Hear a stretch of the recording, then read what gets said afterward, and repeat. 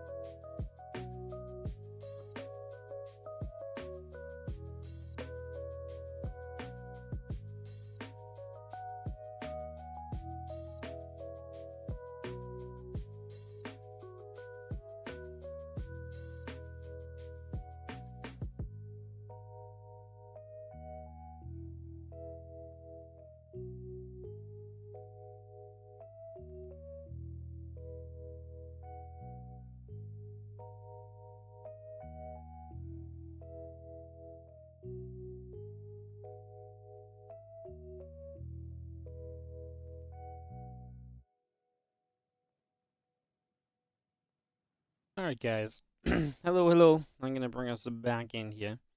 Say back in, I'm gonna bring us in for the first time today as we're here with WardiTV Summer Bash Qualifier number 1.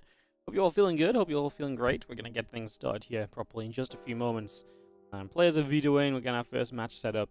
We have quite the lineup list today. Not everyone checked in, but the checked in players are still pretty darn great. Solar, Firefly, Geralt, Skillous, Euthermal, Nightmare, Lancer, Oliveira, Nico Rex, Scarlet, DNS, Rogue, DRG, and Goblin, and I think Jim as well. Is that Zidong Bao? Yeah, Jim. Yep, so pretty sick set of matches. Pretty fun. Excited to kind of get into it and to enjoy some SC2 today with our qualifier.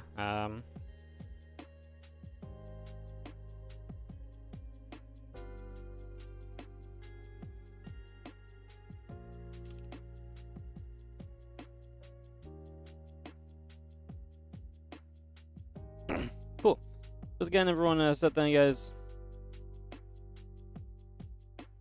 What's the channel in game? WardiTV.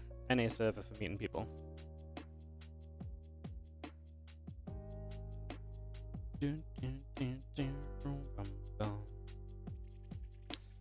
Yeah, we're gonna go DNS versus Scarlet to start. I think that one's starting up very soon, actually. We're just waiting on... DNS said he needed a couple minutes, but that's fine, because I'm just making sure, obviously, I'm adminning this as well, so I'm just making sure everything is running smoothly to start things off, if nothing else.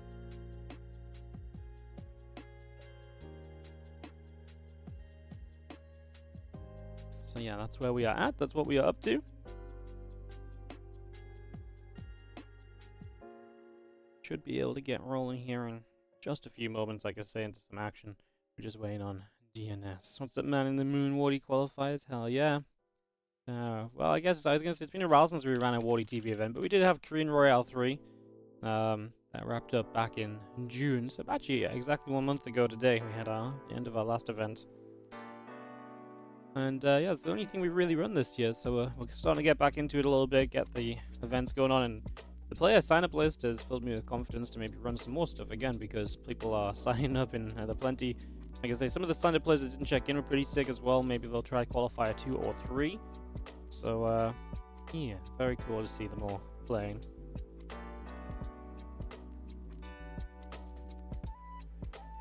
So we are just going to be taking a couple moments, guys.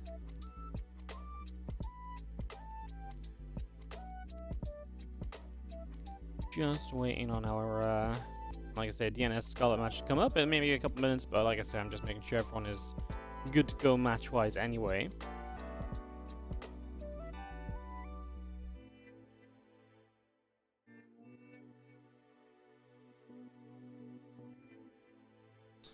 Cool. So yeah, we know what we're going for. It's going to be some PvZ. How's everyone doing in the chat? Good to see you guys. We're live on YouTube as well today. Haven't been live on YouTube in a little bit, and I'm not here for Kung Fu Cup tomorrow, so we'll be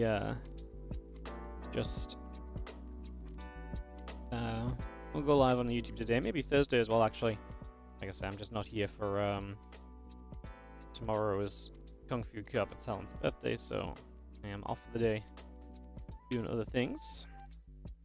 But then we are here pretty much every day the rest of the week. It's gonna be busy, busy, busy. Gonna be non-stop Starcraft 2 action. Bam, bam, bam, bam.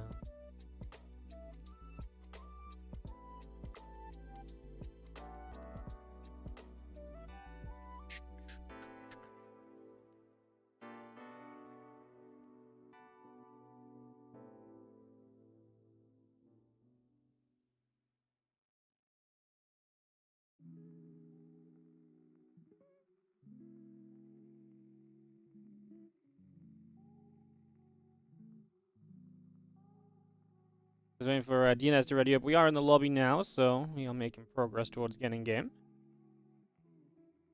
Progress is being made.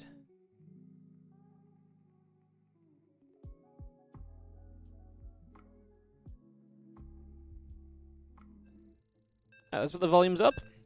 And we are going to get ready to go, go, go. Our Sunny's going to be our opening map here today. Get this underway, get this started off. This account back over to America as well. And we'll go diving into some StarCraft 2, guys. Scarlet versus DNS going to be our starting point today.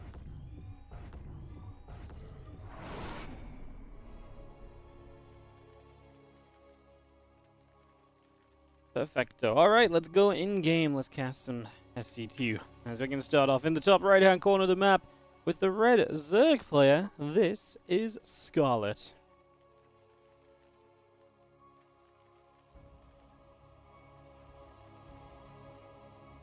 In the bottom left, blue Protoss, we have a DNS. For game number 1, and it is going to be best of 3 on everything. So best of 3 on everything to play today. Even the finals. So top 4 will qualify, and beyond those top 4 qualifying slots, we will have the top 4 still allowed to play on. There's some prize money. First place $50, second place $25. They'd love to. If they would love to play on for a little bit of prize money, that's possible as well. Just gives us a couple of extra matches, which is obviously, you know, the majority of the point of it. As our hatchery goes down on the gold base, we get that set up. Gas on the way in the main, and we'll get this one pool started in a moment. Gateway building on the natural. So hatch, gas pool, all on the way. Drone coming up. Let me settle on down. So some CVP with a gold base. Scarlet, always the creative player, right? Always coming in with some creative stuff.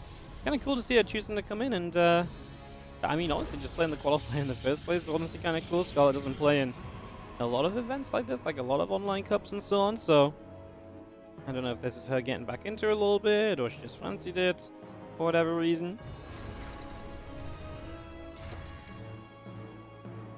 Let's just have our pro moving to the upper right-hand side, so it's going to go on a little journey to the top right for a couple of moments.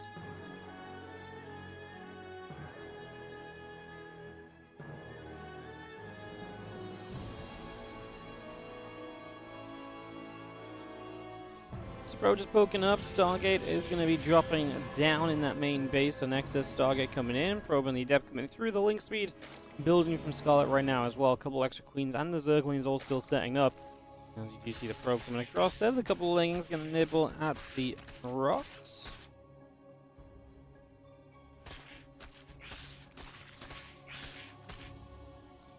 Stargate is on the way up. A couple of probes coming through. The Adept and the Wolfgate continue to come about. Queen on the way, a couple drones on the way. Overlord just chilling on the high ground. Again, Stargate, probes, Adept, Warpgate, all being brought up for the moment as that Queen will sit here. Adept still getting some damage done.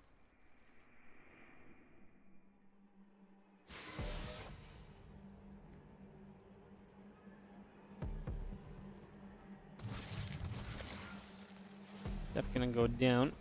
There's gonna be seeing an Oracle coming up, the Warpgate going through as well.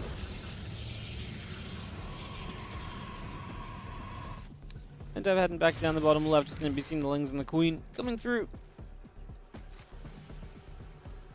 Just seeing what is I'm going to be going down with these Lings obviously coming over. It's not going to be super aggressive as Ling speed finishes, just a handful of Lings poking at the front. And with the Oracle on the way out, we're going to be obviously getting into some harassment, but we'll also be fairly safe back at home. Oracle gets 2 drones, but takes a fair bit of damage. A lot of its shield's gone. And its health obviously lowered there as well. Oracle 2 about to pop as we do deny the pro trying to make a third Nexus, so that's already going to be a little bit of a denial over there. A couple of Adepts get back in behind the assimilator, and the Lings decide to get back out onto the map. And away we go for the moment. So Lings go escaping away. Meanwhile, Roach Run is coming up, a couple of additional drones in production, the Spore Crawler being brought up as well. Now these two Oracles coming by, and they're going to go grab a drone. Now going to work onto this Queen. No, that one kind of turned back into this. I was going to say, do we dare stick around to kill the Queen? I don't think so. Both Oracles take quite a bit of damage for what? Some damage on a Queen. Maybe that does die at some stage, but didn't even get it this time. Can't love that trade for DNS. Again, these Oracles being low HP, it's not the end of the world, but it does sometimes limit how much more you can get done with them. Some positions where you might have been able to dive previously, now you're not really able to do that or anything. As these Oracles continue to move about. Overlord's coming up. Roach Roaring is on, is online, and it is producing roaches. So our first roaches are popping through here.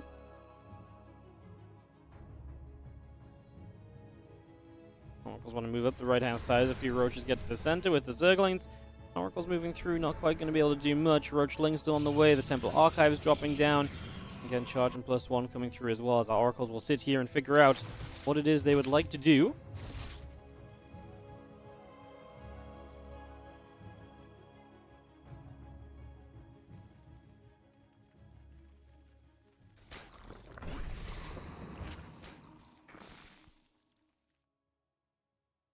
There is Ling Ravage on the way up, so Scarlet is turning this into something a bit aggressive.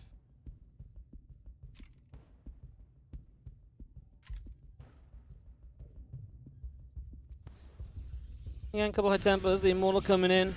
Going to be seeing the charge and the +1 coming up. The Archon morphing in the background. Ravages and the Lings continue through. We are going to be seeing some of these Lings progressing towards the front here. Stasis is going to go up and online. Oh, we're getting in on the natural. The pylon goes down instantly. Second pylon does not power the Robos. That's a big loss. We're already killing a bunch of probes. The Archon going after that Overlord. A few Lings getting caught in the stasis. Corrosive Vials are just going to drop through, and that is going to be the battery going down to the third base. Going to be heavily unprotected. The main and the natural in trouble. And DNS, I mean, any form of a defense is just falling apart in the first few moments of this one, quite frankly. This has all gone wrong. Scarlet breaking through easily and catching DNS just a little off guard. The defense absolutely not there right away. That's going to be GG's. Have the ESL logo top right. Thank you so much. I always forget, like, honestly, nowadays, people don't even look at logos and stuff. So, I forget myself to change the logo a lot of the time. I get in trouble for not having the ESL logo on when I'm meant to and stuff, so... it's tough, man. It's tough to remember to put it on.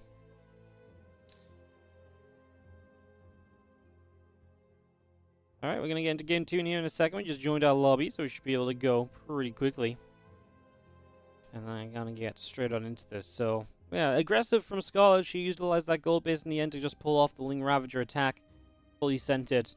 And obviously that does deliver in the end. Winner of this moves into the round of 8 would play potentially Oliveira there. There's a lot of cool matches happening in the first round. First couple of rounds, honestly. I mean, the whole tournament's actually genuinely just pretty cool.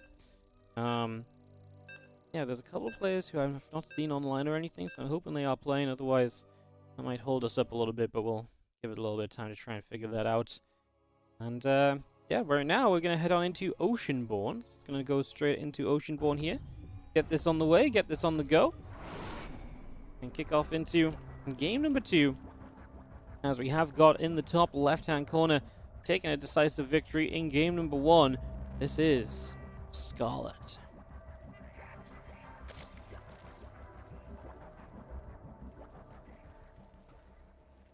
Takes on in the bottom right, our blue Protoss. We have ourselves DNS.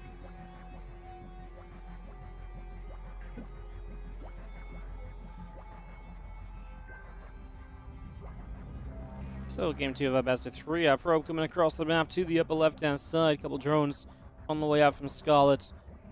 3 drones actually on the way out from Scarlet, so we get that going.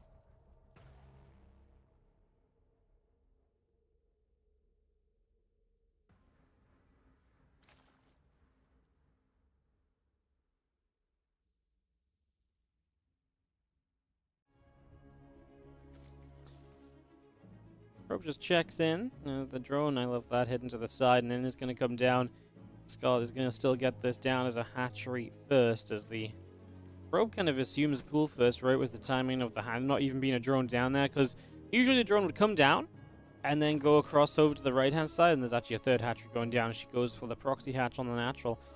But just to explain it, so basically, you kind of, I guess maybe this was a little bit late as well, because the other hatch went down. It went down at a very similar time, actually, but... either way, the probe doesn't see anything. Usually a drone would be there if it wants to build a hatchery and move over to the third already. So the drone just hiding here, then coming down, gets it down. If Scarlet didn't have the, yeah, if she didn't have it, you know, if she couldn't get it, she could have built this hatchery first and then moved a drone over here to take this hatch anyway, right, if the block continued. So there's kind of a backup plan to what she was doing. But it just makes it a little bit easier as the probe and the zealot going to work their way through this hatch. Clean that up, open that up. There's a couple hatcheries and a spawning pool all on the way. Now, there is a gas with this as well. Scarlet is starting to get some gas income and working toward unlocking Zergling speed for herself here. So she'll get that online. And the probe and the zealot will again just work through as a second zealot made. And this is already, you know, a second gateway being placed. Basically, it's cost Scarlet the money of putting the hatchery down for a while. But it's now cost DNS a second gateway, a delayed nexus. And she will just cancel here, which I think was kind of expected. Right, I mean, there's 2 zealots out. You've already forced units to be out that, you know, aren't usually here. The next is still going to be delayed. Finishing that hatchery just costs you so much more money than it needs to. So yeah, cancel, get majority of the money back. Now you can start investing that elsewhere. Spinecrawler, for example, is going to keep you very safe. No third base yet, so we can actually get away with just a spine on the natural to keep you safe against the Zealot Adept combination, which is now going to come across the map. This 2 Zealot 2 Adept combo is very common when you get proxy hatched. Because you obviously add on that second gateway, you get a second Zealot, then you build 2 Adepts. This is just kind of the set of units you typically end up on, so no surprise to see this showing up.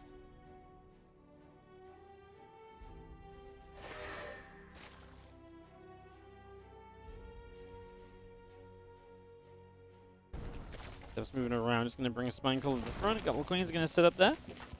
Clicking speed is over halfway done. as our Stargate builds on the natural of DNS2. We get that going. A couple of depths come over, just going to move in toward the natural. Lings, Spike Roll, a couple of queens setting up as well. The Zealots and the Adepts going to come on by. And a couple of queens is going to have to hang back for a couple moments. As I love the spine crawl. It makes this so much simpler. Yeah, in most scenarios with a third base already down, the spine doesn't help you too much. But because there's just 2 bases, Scarlet can put that spine crawl to great use. So it's going to do exactly that. Yo, thank you so much. I think that's a non-tipping on the donation. I will get my dashboard open and check that properly once we've rounded out. Actually, I can probably do it right now. I just realized I'm already halfway to being logged in on the other PC, so kind of works. There's not an anonymous donation. Why did I'm just blind, apparently. Namlice, thank you so much for the £4 donation. I appreciate it, mate. Thank you so much. I don't know why I thought that said anonymous. I literally cannot read. I was reading off of a very small screen that my broadcasting software has the kind of preview open on, to be fair, so that's why you open the activity feed in the dashboard and you double check. Thank you so much for the £4, mate. I appreciate it. Thank you so much. No message attached. Thank you so much. As our queens do some damage on this Oracle, it takes some hits as it gets pushed away. Well, a assimilator is still coming out. The probes and the adepts still coming through. His Overlord got a full scout through the main base. It will go down, but Scarlet now knows everything that was in this main, which was not really anything, but good to know that nothing was really being hidden there. There was not a super fast follow-up Twilight Council. This is much more likely than just going to be straight into our triple Oracle. £4? Yeah, £4. A while ago, they forced my donations to be put into pounds, because I'm British. And, I don't know, like, I get that I'm British, so it kind of makes sense for me to get paid in pounds, but, like, I feel like the dollar, or maybe at least the euro, was such a more accessible currency for, like, 90% of my viewership. So it's kind of like, you know, it's kind of sucky, but I didn't really have a choice. They just forced it upon me. They don't like paying you out in non-local currencies, apparently. Yo, 3 drones go down as these adepts shade up into the back of this main base. I'm just going to see the Ling's going to come wrapping around. I'm just going to try and get a little bit of a cuddle off. These adepts really could have been target firing drones throughout this. I'm surprised we've not seen more workers going down. I understand that we're getting rid of the Lings. That maybe helps you kind of continue, but more Lings will spawn, and this just could have been so many drones. I guess at the same time, the Ling count has been suffering. 33 Lings now dead. 8 drones went down. We do lose one of the Oracles, unfortunately. That's actually the second Oracle we lose, so 1 Oracle left to the point where we're even going to make another Oracle, which is a little bit of a shame just because it costs you a little bit. Alright, it's not exactly ideal to have to go and spend that. That's something you typically like to kind of stay away from, but unfortunately that's the path we've walked here. As the Hydroden comes up on this main base. 10 more drones coming out, the Spore Crawler still coming through, a couple of additional extractors are on the way.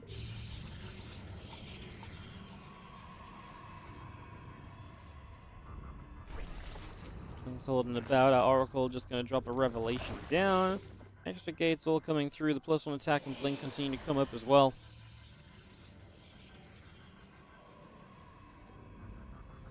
These DNS this game will see his follow-up obviously died before this point of the last game, and this game we're actually going to get set up. I say, great start, great setup. So the Oracle's activate, and they're going to go chasing down a few of these drones. 3-4 workers going down once again. The damage being done.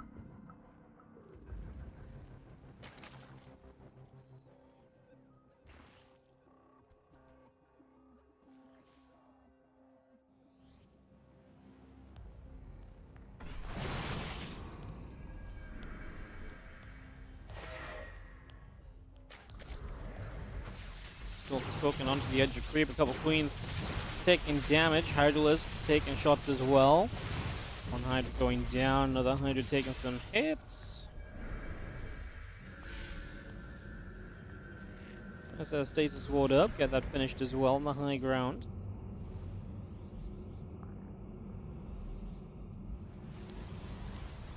A lot more stalkers are going to finish warping in here, so they're going to warp in. They're going to get pushing forward. Spine Crawler going to take some shots. The Queen just about backing away. So there goes the Spine. Here go the Hydras. That Spine's been amazing, by the way. just the one spine we built early, it was so good. Like, it's gone now, but it was great, right? Like, just has genuinely slowed down some other units from dying, and now Lurkers are actually taken to the stage. And it's interesting to get Lurkers here because we're not on the way to Hive. We've got no intention of currently getting to Hive. Without Hive, you do not have Lurker upgrades.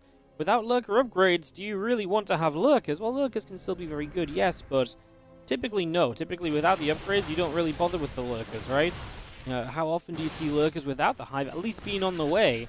And that's why this is so interesting, because Hive is not even on the way right now, you know? So to me, that's very intriguing. Is our Hydra's coming through? The Lurker's going to burrow up. 6 results going forward. Stalkers as well. We are going to be seeing these Lurkers. Unfortunately, again, a little bit overwhelmed here. DNS just not afraid of them. And he is just going to be able to power through. So the first set of Lurkers go down. I mean, the Hydras had to pull back. They were taking a beating. We now bring forwards 2 more Lurkers up here. Can they provide enough of a defense? I actually think, yes, they can.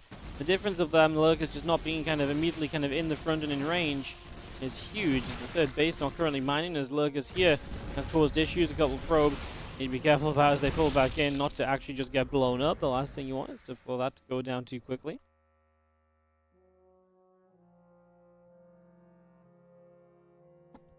8 more drones from Scarlet as she tries to set up economy onto her 4th base. She has got DNS back at home, a DNS that's now taken into the Temple Archives.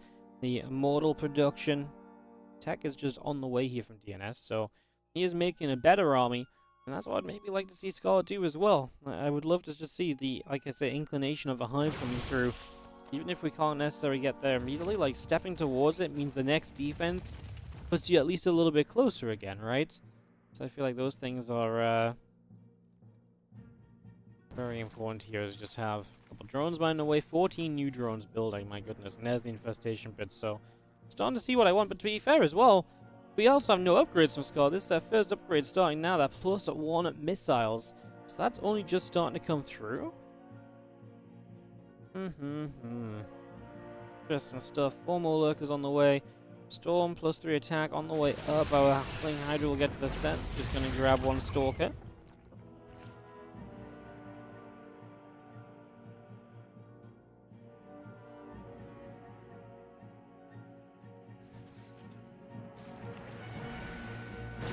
Stalkers move back up. Couple Lings taking shots.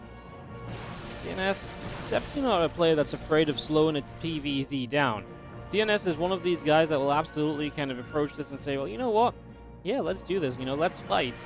And he will take those fights. He will kind of move forwards and trade and all of that, but he will also say, let's go late game. He will drop the Stargates, he will get the tech. He is very happy to play a later game scenario, so DNS,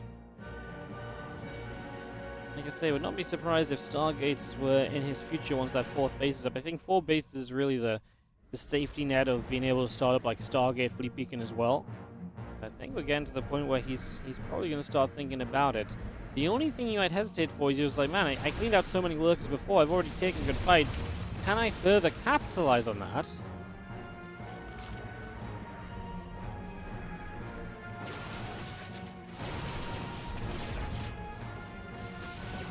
Couple quick Jimmers going down, Lurkers move up. We are going to be seeing this Lurkers getting burrowed.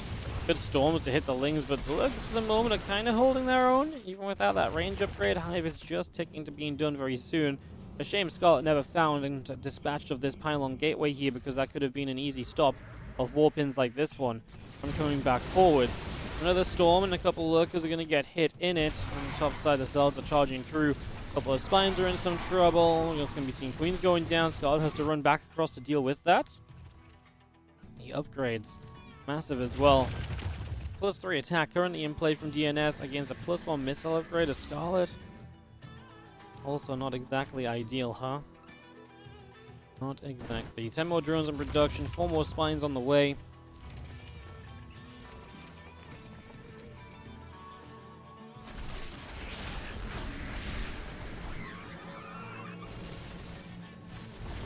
Things do go hitting that pylon. Lurkers burrowed up and they push back a couple of the zealots.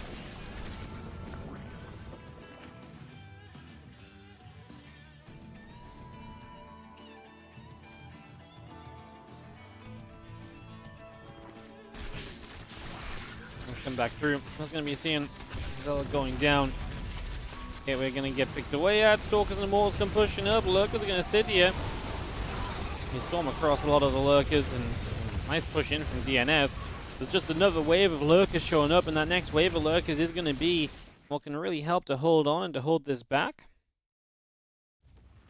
Nice in the main base. Love that as well. If DNS doesn't recognize that, he's actually gonna recall to deal with it. Well, that's huge in itself, though. Uh-oh, no wall off on the natural. The Lings! Go take advantage, my friends. Yeah, they're going to run in now. Obviously, the recall back home now can run to the natural and deal with this. This actually isn't going to do much. Could have actually done okay. We might even still get the cannon, which would be nice for the future to get rid of that. Scarlet's hesitation. She just didn't control it correctly. She pulled back away from it when she should have just sent it at first. We're going to get on top of this base, but I'm not sure with enough power to really kind of stick here, but...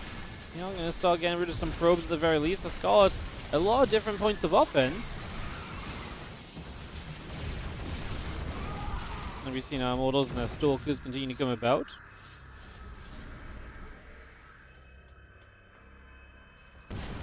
Hydra's Lurkers just coming through.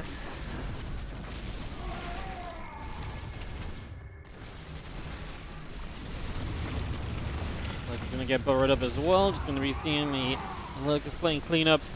Zealots going through. Just going to be seeing Lurkers doing a great job of keeping those Zealots back. Another share, a couple more Tempests on the way in.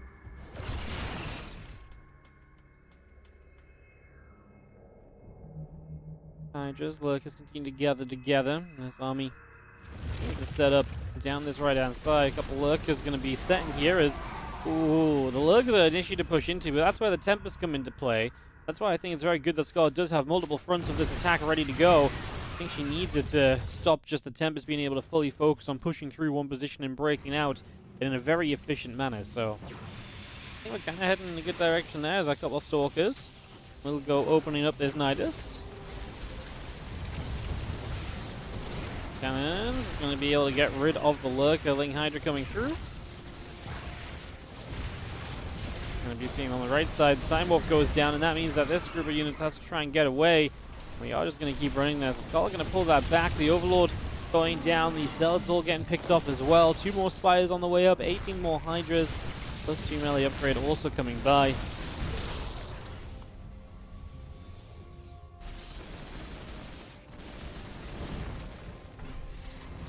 This is going to burrow up again. Another Storm comes down. We're just going to be seeing the Zealots kind of getting wiped out a little bit. We will see. This army still pressing through. A couple of Overseers going down. Immortal Archon gathering up. Scarlet's supply has dropped and she's not able to replenish it. Her money is not there, and DNS is fighting back in this series, looking to go 1-1 if he wins this game. Yo, Ardith, thank you so much for the 8-month resub on the Prime, just while we get set for DNS to potentially make a final push here. I think his army may just be strong enough. The Lurkers, obviously going to be the question mark for DNS, but I was going to say, I don't think there's going to be so many that can stop him, but DNS kind of ran into that one without immediately having detection available as well, so that's not exactly ideal.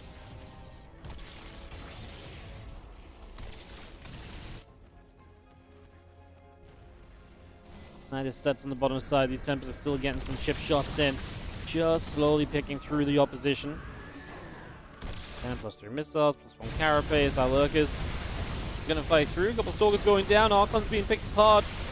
Storms and Tempests putting the work in. The Vipers get, well, reduced to nothing. And Scarlet just says GG.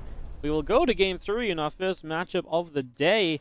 Opening series has turned into a great one, as DNS and Scarlet will go the distance. Some results: Geralt 2-0 Firefly, Nightmare 2-0 Lancer, aka Cyan.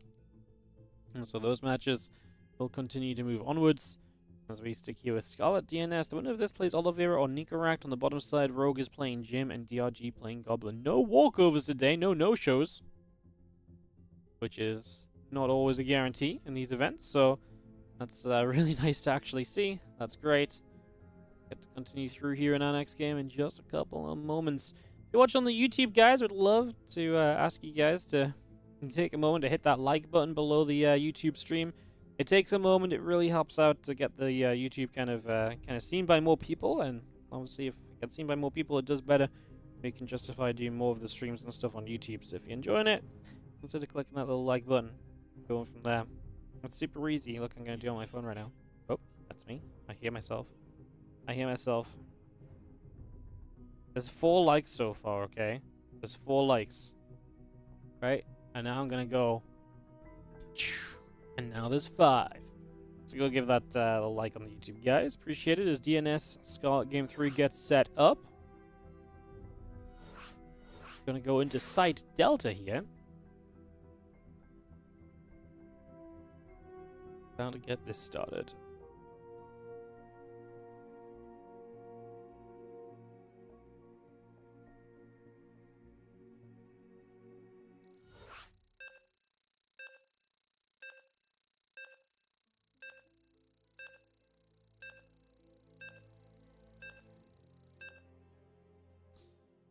So we get on down, we get going here on Site Delta. Kick this one off. Let's see what's going to happen as we go into a game number 3.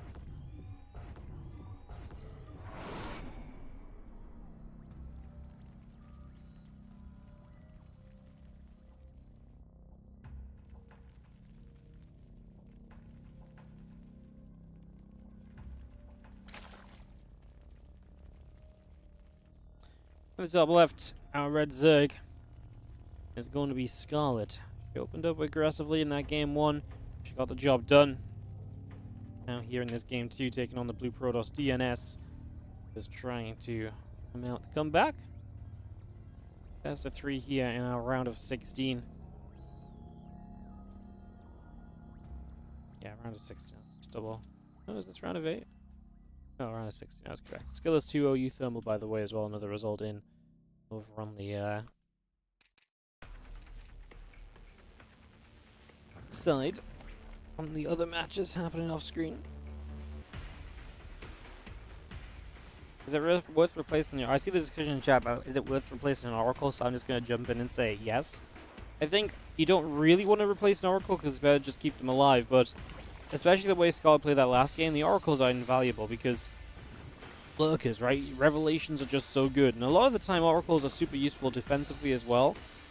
Usually the question is it worth, if you lose your Oracle, is it worth building another one? Because it's like, you know, that investment could have been a couple more units, but 9 times out of 10, having 2 Oracles up is probably just more important than anything else. The vision it gives you with Revelation, whether that's scouting information, whether that's straight up just revealing units. And like I say, not just that, but also the potential of defensive stasis wards and so on. Still having that dive potential, 2 Oracles can still threaten one-shots on drones. So yeah, Oracles, like I say, better not to lose them, but not everyone will replace them if they lose them, but I don't think it's a bad thing to. I think it's okay. It's an alright decision to just say, you know what, I actually need that thing. Let's bring it back on into play.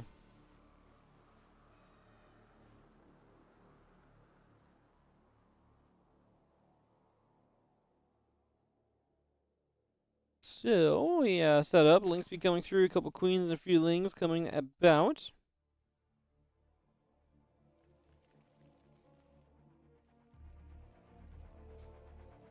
Stargate on the way from DNS. The next is about to finish. The Adept and the Warp Gate continue to come on through.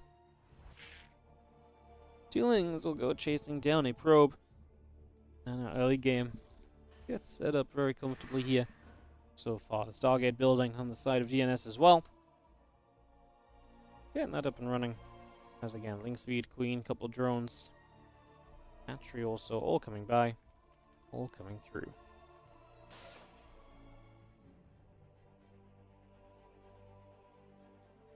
Little Adept is going to come wander across.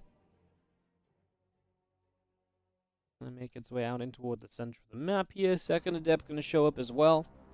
2 queens, a few lings, all gathering up.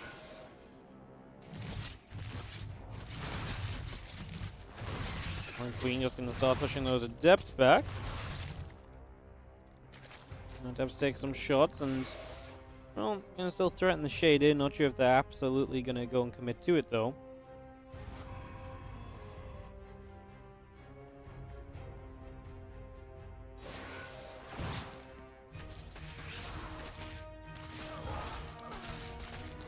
Just that was how it goes down. The second Adept will commit, and we might get a drone or 2.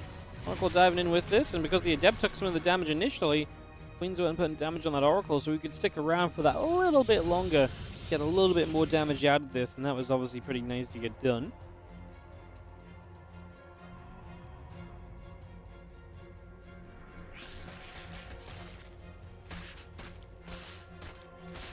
Wings will try open some damage onto this Nexus, work our way through that. Assimilators coming up, the Twilight Council coming in. Couple queens, couple spores, a few drones coming about as well as Scarlet gets that underway. A few more Zerglings on the way out from Scarlet. Overlord still producing. It's another assimilator finishing on the natural as those oracles continue all the way up this left-hand side.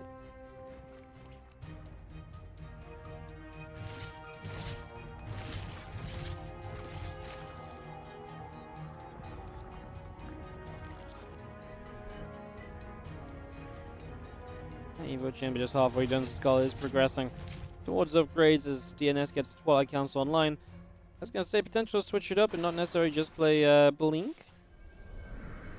Could also play Charge. We'll get the Charge upgrade going here as we're going to follow with the Temple Archives to start moving into just Charge Rod Immortal Archon. Get that all underway.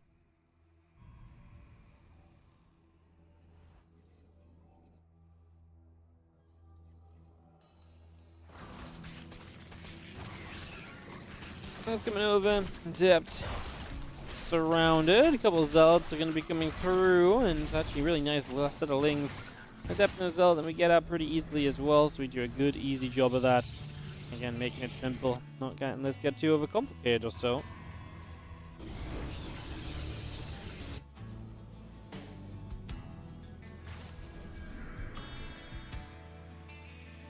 Oracle moves back out. Again, we're just going to be seeing that melee upgrade, the Bane Nest, the Hatchery, the Lair. All of that continues to come through the additional Extractors building as well.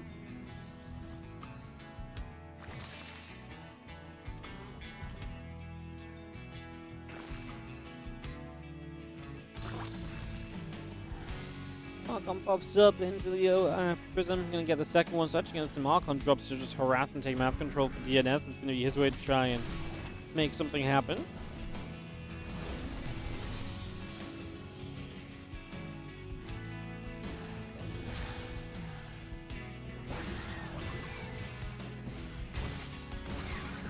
A few Zealots warping in with this, so we are going to continue to get ready to rumble onwards. A few extra Banes morphing in, plus one melee upgrade coming about. Third Archon. Just need to be careful, you don't want those Zealots to run into the Banes. That's why the Banes are really nice to have already. It's quite difficult, in fact, for DNS, because those few Banelings, even if they don't have Baneling speed, are currently finding quite a lot of value. 6 more Zealots will warp in along with this. The +2 attack coming up as well.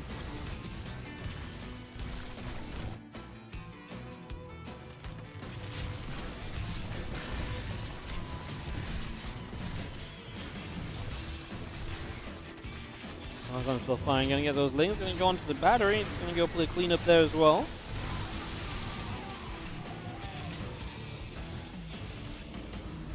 It's a lot more warping. So many probes go down. The counterattack's gonna kill the third base. Now Scarlet just needs to hang on against the attack with the damage done.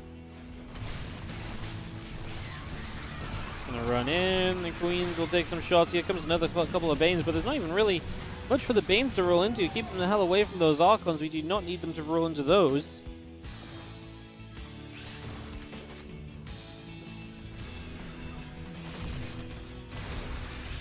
And still pressing up.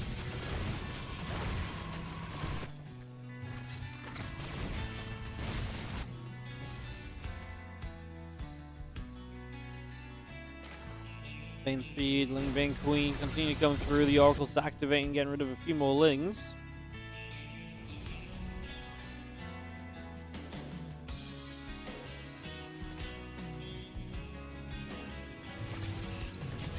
Oh, Queen's gonna be able to get the Observers, just gonna be able to grab that. Archons will move up. I mean, the Archons are the issue, because the Archons are something we don't really have a great answer to, apart from just hoping the Ling surrounds can do enough and the Lings don't get wiped out in the process. Scarlet is a double the army supply, so I think she's going to be okay.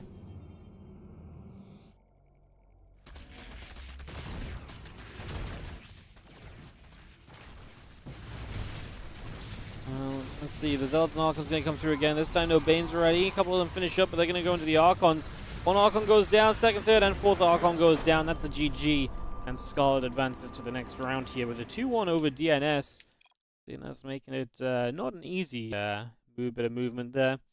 As that will be Scarlet advancing, like I say, through to round of 8. She will play the winner of Oliveira and Nicorect. I kind of want to just wait around for that, I think. Oliveira and Nicorect are in game. Have been for at least a little bit of time.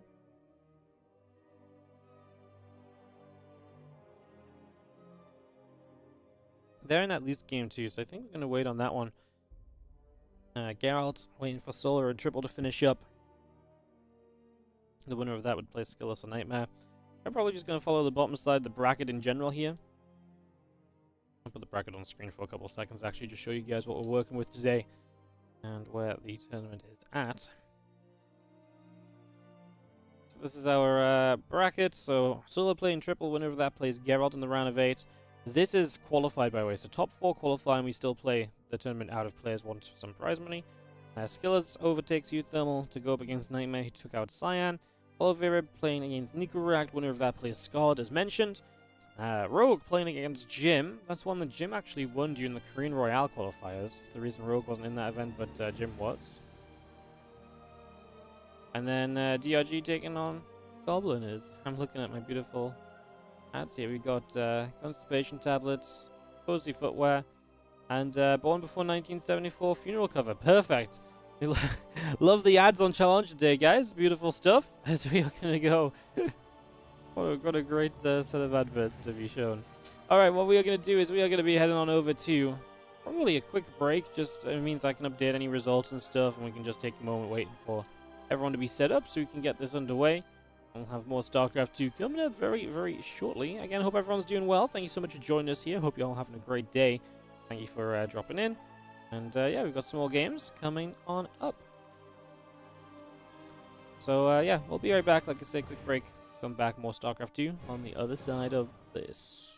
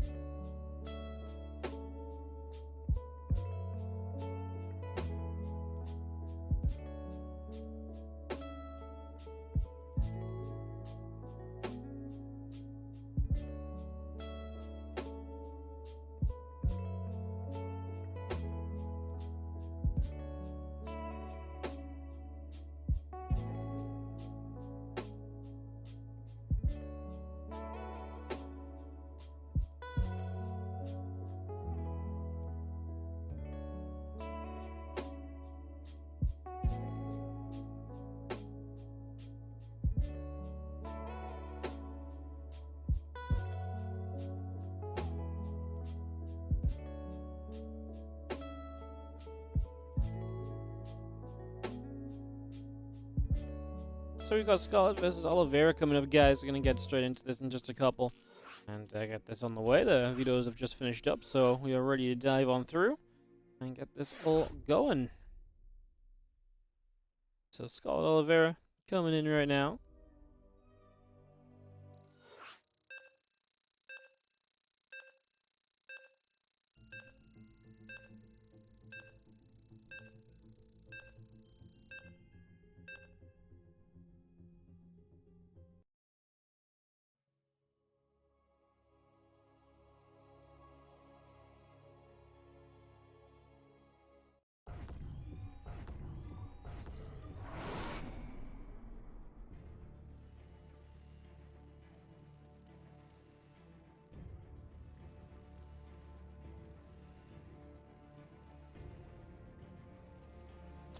Alright, let's head into this. Let's go. As we have in the bottom left-hand side, our red Terran player here. This is Oliveira. And he just took out Nico Rekt, it would seem, to take a place in this quarterfinal qualifying matchup against the blue Zerg in the top right corner of the map, Scarlet. Played actually a very fun starting matchup in that previous series against DNS. What she got planned and in store for us here in the world of TVZ. We are waiting to find out. Plain and simple. Find out in just a few moments. What Scarlet is going to get up to.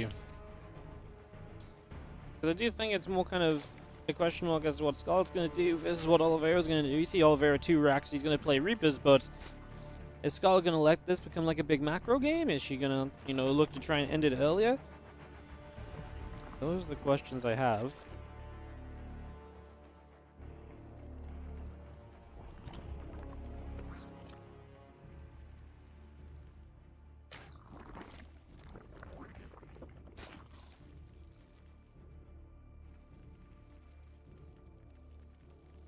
We'll just have our Hatchgasm pool coming up then. Again, like I say, the double racks on the other side. The Reapers will be on the way. Just going to get our first 2 Reapers coming up right here. Just going to get that started. And that will be what Oliveira works with through these early stages to try and apply some pressure.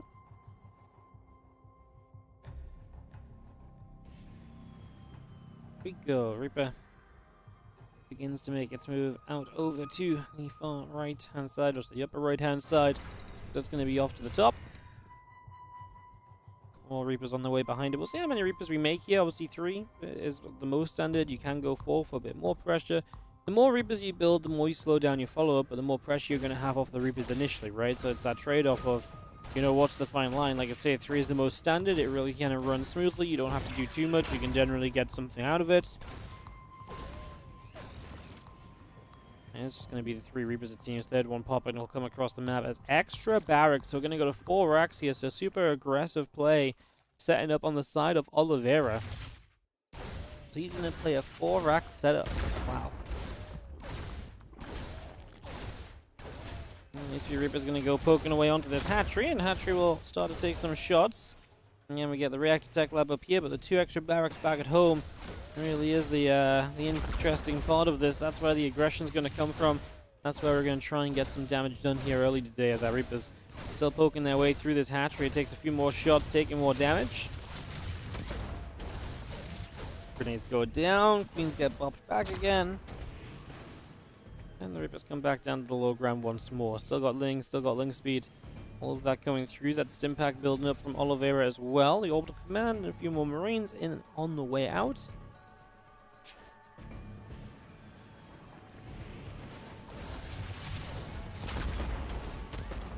Reapers popping up one more time and just again keeping those Queens at bay for the moment. The Feeling's going to try and play the chasing game. The Reapers have to continue to try and get out of that.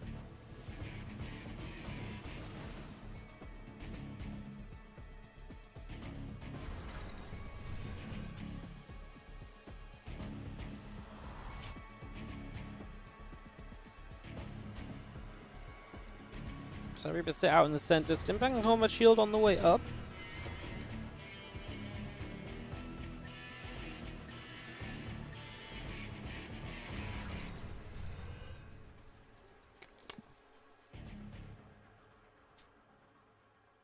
when Oliveira pushes, it's going to be very scary. He's going to have a lot of Marines.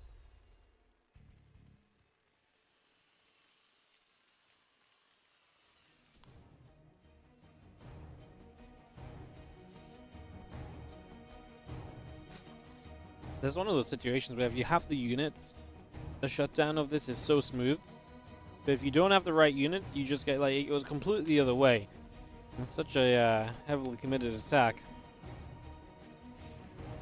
Scarlet's gonna have, I honestly think, an okay amount of Link Queen here. He should take a good enough fight. Obviously, it is gonna be against him. That's scary. Combat shields too. Well, the combat shield's not done just yet. If there's a tiny fight, this would be it. But obviously, Scarlet would like to get some more units out. Now she's gonna go. Pulls back with the Lings. Hatchery in trouble. Oh, we don't have transfusions. Oh, we didn't finish the hatchery off. The Reapers turn around. They get it. So that third hatch just falls down. Damage from earlier. Now finished off easily. Lings chasing. The problem is I don't think Lings can justify chasing. This needs to be, if you fight this, you've got to have the Queens fighting. The Queen's damage output is extremely important to actually kind of work through that Marine kind of clump HP bar. So if you're not doing that, you're not doing the right thing, basically.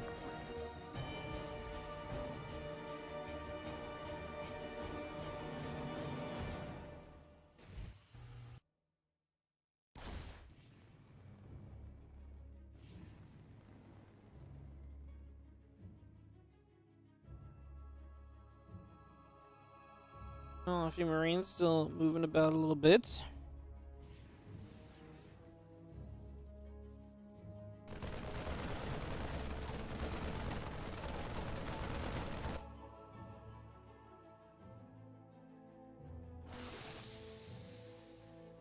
Queen's dropping a couple of transfusions down. One more upgrade's coming up. Drones, lair, hatcheries going through. The Baneling nest starting as well.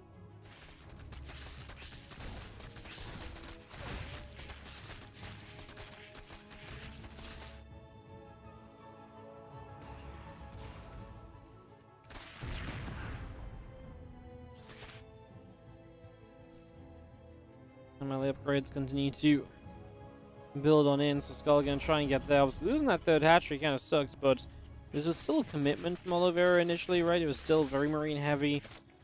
Not as fast of a third CC, right? Which is only just now finishing, so there have been costs to getting up to this stage.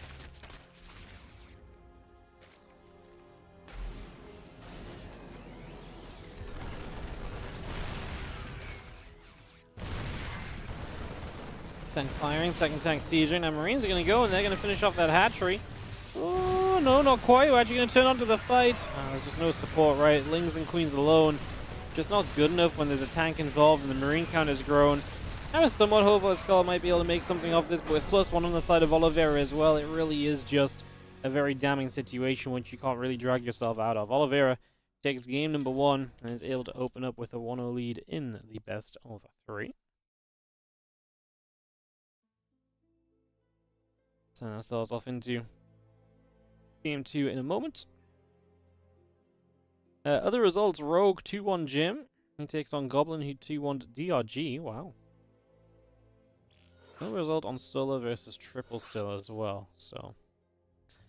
But yeah, Rogue Goblin happening on that bottom side. Man, Rogue has looked so good, but then dropped some weird maps along the way. Get ready to start.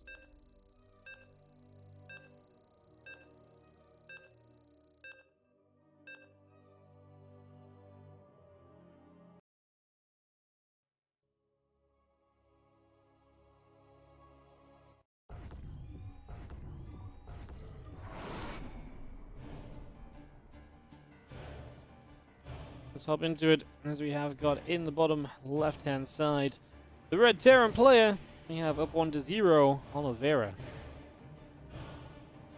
Top right, that blue Zerg, it is going to be Scarlet.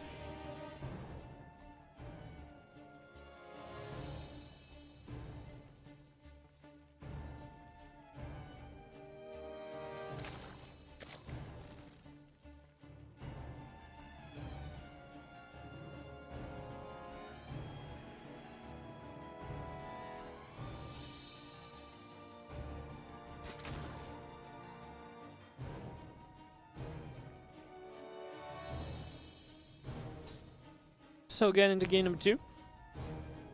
barracks coming up, gas coming in, SCV coming up and about as well. We get that on the way. Couple drones in the hatchery continue to come about here. Again, racks and the gas going through, the SCV coming up also.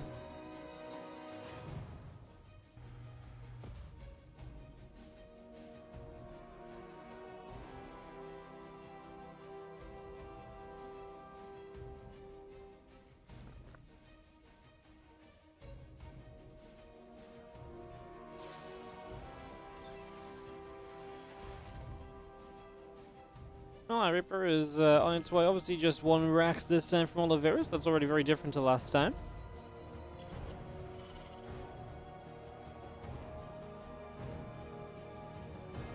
So that part already a little bit different as our CC starts up on the natural. We get a hatchery and a couple more drones on the way out as well. So we bring that all up. And we get all of that going.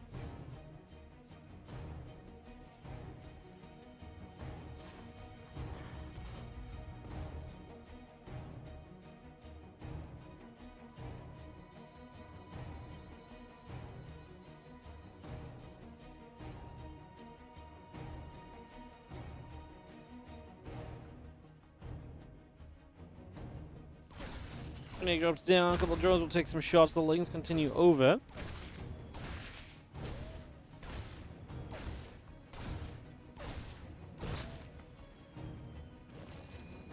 Okay, trying to fight a little bit.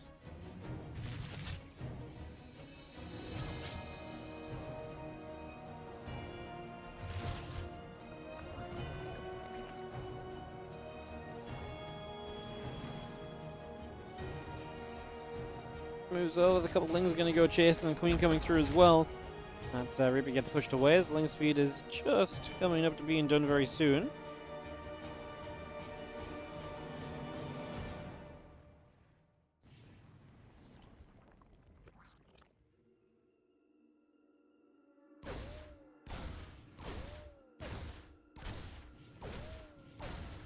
Reaper hitting the hatch, the Rich Vest being available here. So Scarlet taking a very forward base. It's always easy for the Terran to push into, but it's also good for the Zerg to launch off of. If Scarlet wants to get aggressive herself, that could become an option.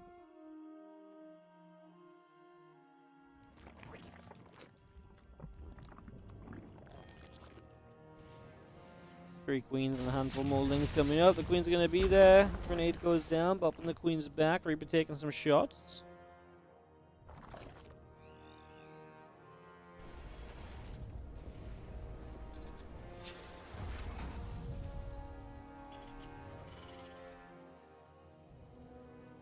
And additional drones, our road drone on the way. Like I say, is Scarlet just going to pull the trigger on something aggressive with that Rich Vest being gas, or does she have a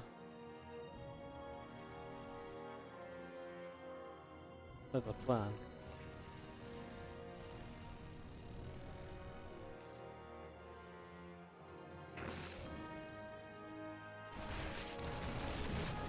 Two Lings is going to run across, that Marine's going to come through.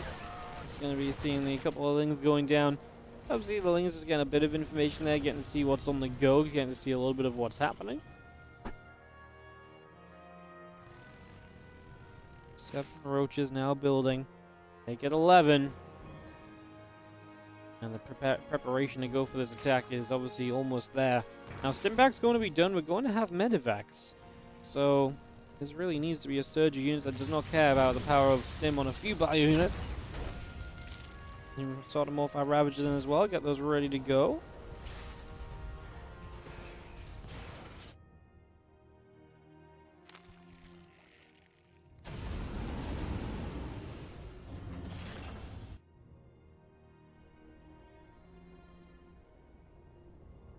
I think Ravagers still coming out the Medivacs and going across the map. That actually may be bad for Olivera. It could be good or bad. There's a couple ways this could set up potentially is... Well, if you can start dealing damage quickly, then that's great, but obviously if you take too much yourself, I mean, it's a tough balancing act. I think coming home is the more responsible decision. Scarlet, extra Overlords on the way, still making some Lings, an extra Ravager about joining as well, though it only just manages to finish in time. We still have already killed the wall off. Scarlet is still building Zerglings, so she's ready to flood forward, so you're going to try and take the next part of this fight. Tank is going to move to the low ground. We're going to deny the engineering base. Get those pretty much for free as SCVs are going to pull in. So this is where the Lings want to show up. Yeah, done what they can. Like I say, the doors were opened. Rows of Bars going to start landing on some of the Marines, although a little bit late. I was going to say the Siege Tank might be a better target for those Bars. We do get the tank now. 17 SCVs dead, and Oliveira taking some shots.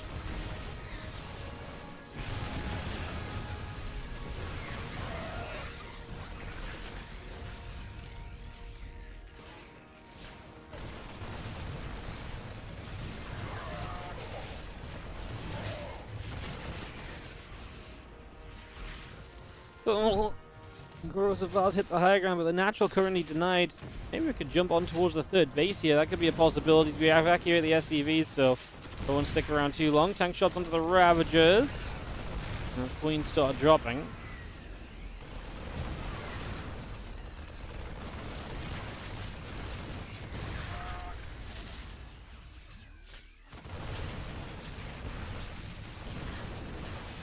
Still fighting, a couple more SCVs going down. 6 workers killed. The Ling Ravager Roach still trying to back away from here. 1-1 missile upgrades on the way up, and Roach speed. Scarlet starts to move into the next stage of her game. Because she denied the engineering base, it's one of the ways a Terran would usually get ahead in this scenario, denied. So that's something that's now missing.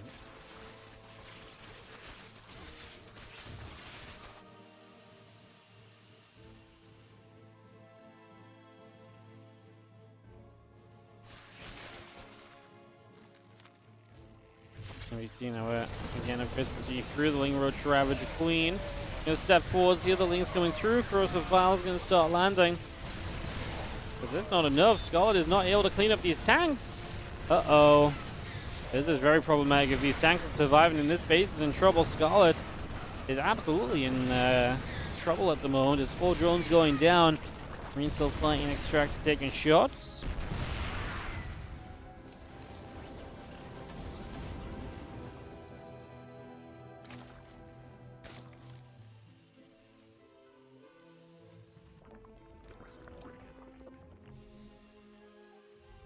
Again, 1-1 coming through. Roach speed about to finish. The extra Queens and drones still on the way. The Ravager building. As our tanks will be sieging.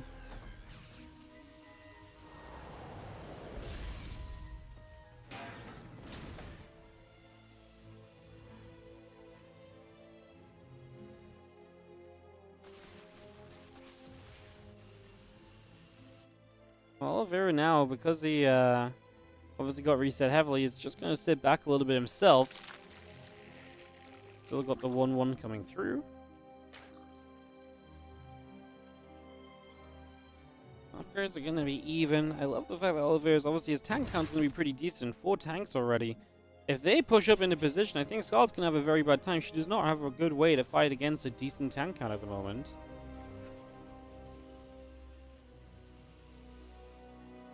More medevacs coming out. The concussive shells is on the way. The free Roach is still building.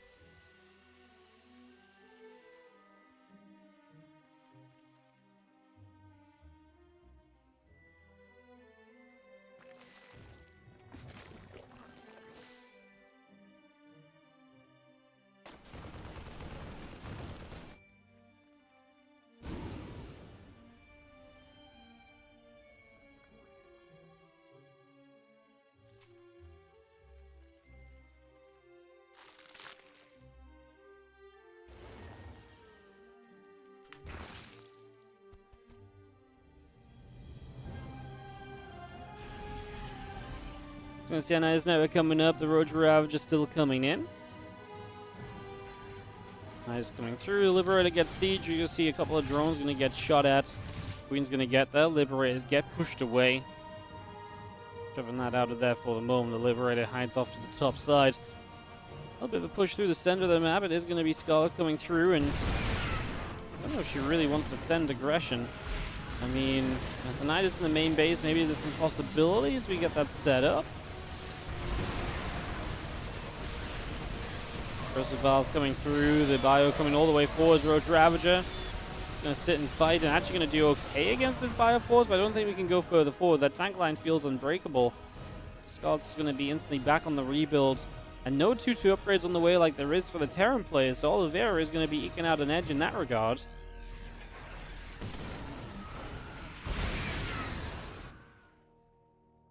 Miles coming down. Connections are made. Clearing up a depot there for the moment. The infestation pit coming through on the side of Scarlet. She starts to look for some future tech. I'm not sure if that's going to be good enough as Bioforce is starting to become a little bit overwhelming. Oliveira just takes a jump on this Roach Ravager force. Scarlet was just missing those fumes, I think, to comfortably hold when Oliveira pushed onto that forward base before, and I feel like that took a lot of wind out of Scarlet's sails, and also just the fact Oliveira kept a lot of tanks alive really meant that then his tank count's always been threatening to push into.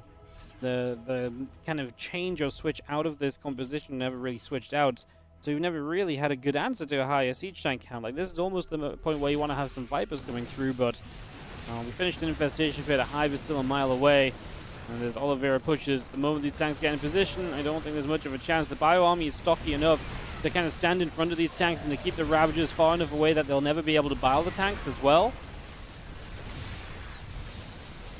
Oliveira bringing it back here as we are going to try and push through the Ravagers. You actually have to corrosive bile on the bio, though, to be able to get close to the tanks. And so you don't even have the biles available for the siege tanks there. GG's, and Oliveira going to take the 2-0 to qualify into the tournament. And also move into the round of 4 today. If you'd like to keep playing for some prize money, he is welcome to. He would play Rogue or Goblin up next. Skillous 2-1 Nightmare qualifies as well. He will play the winner of Solar and Geralt that is setting up on the top side of the bracket. So that is coming through. Like I say, Rogue or Goblin up against each other.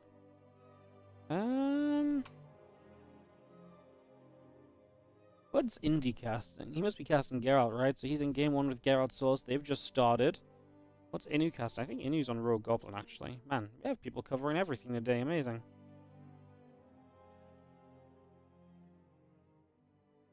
So Rogue is up 1 against Goblin, currently playing Oceanborn now too. So we're going to wait for these guys to finish up a little bit. Yeah, we're going to wait for them to finish up. And then we'll obviously have more action ready to go. Perfect. Guys, if you're enjoying the games today, this is a WardiTV tournament. So I'd like to remind you guys that if you are enjoying it, do consider support. And these events don't happen without your support. So if you've got a Prime sub available, or if you can afford a few dollars to sub regularly, or you've got a few bits to spend, or whatever it is, even if you just like the channel or follow it or whatever, all of it helps out. All of it helps make these events worthwhile and help us to keep on funding these events for the future. So do consider clicking the button, subscribing, following, liking. You know, like I say, anything helps.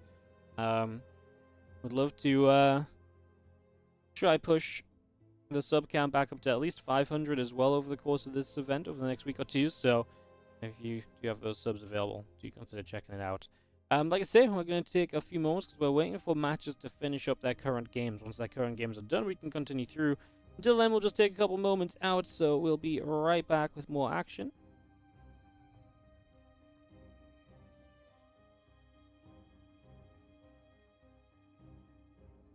So we'll see you guys in just a few. BRB.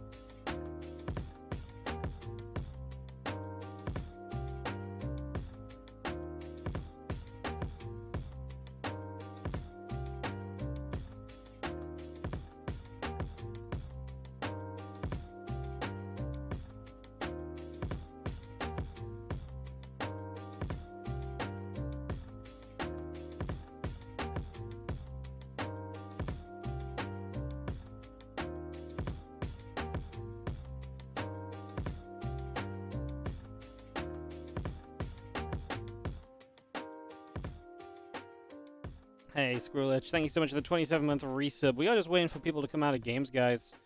Solar and Geralt just came out of game. We want to go there. What's Rogue Goblin looking like?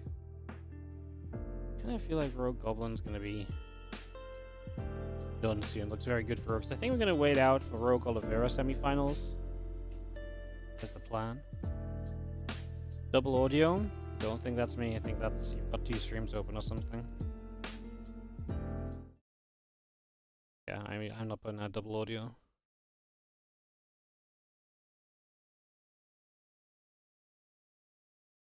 You sure you don't have a second stream open?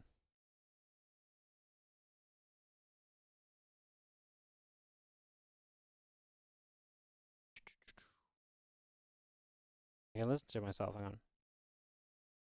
Hang on. Test, test, test, test, test. Test, test, test, test, test. Nope. It's literally... It's not me.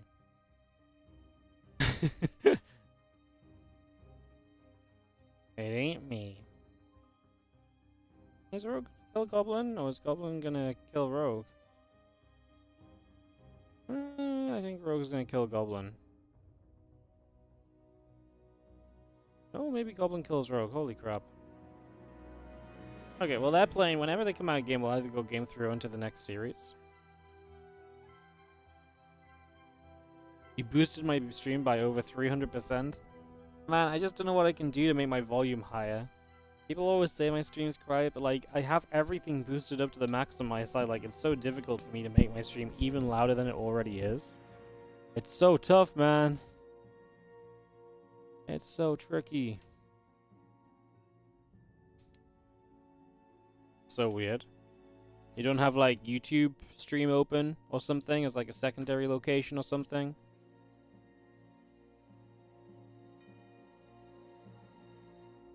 Maybe. Possibly. So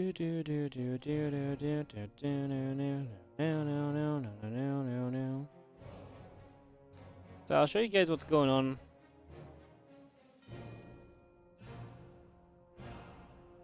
In the match, so we're kind of just waiting on the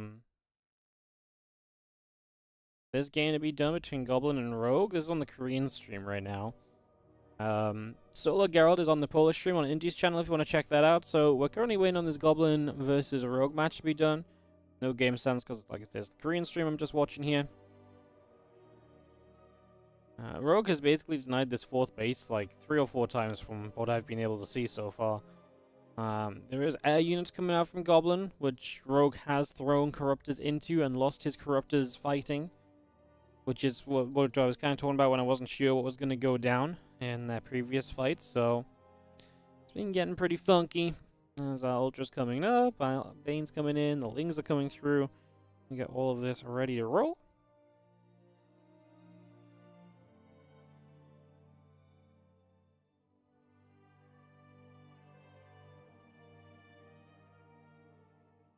We've seen those storms continue now. Stalker's getting chased. The Lings continue to run through. On that left-hand side, the Ultras are actually a problem. The carriers and the Tempers don't get rid of them quickly enough. Rogue just needs to start building up an army that can actually kill off the carriers again now.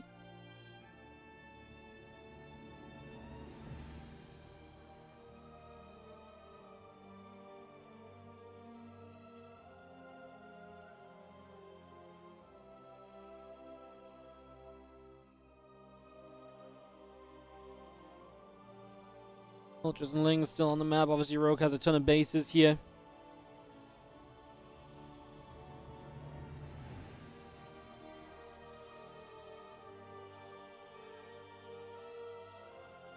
Have our Lings loaded up into Dropper Lord. So Rogue really is just staying creative in terms of trying to break on through this. Like I'm dropping those Lings in towards the natural location. Meanwhile, you get going.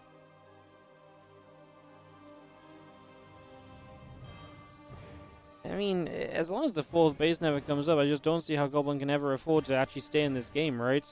That's the issue. Now Lings in the main base can take down some production structures as well. Some tech, Temple Archives goes down.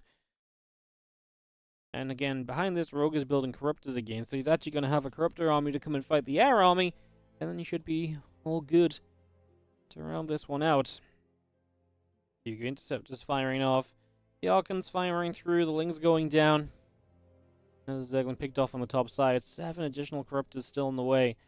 Like I say, I can only imagine that Rogue has like 20 plus Corruptors at this point, and that he's very ready to kind of go and fight with them all.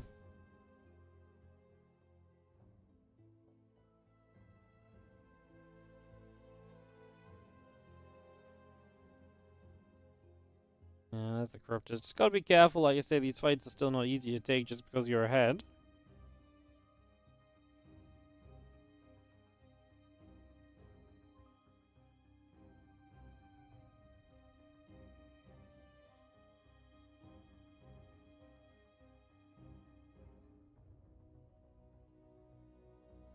Ultras getting chased away. Just gonna be seeing our pylon depowered, so all these gates are depowered, and we're kind of just waiting for one final fight to come through.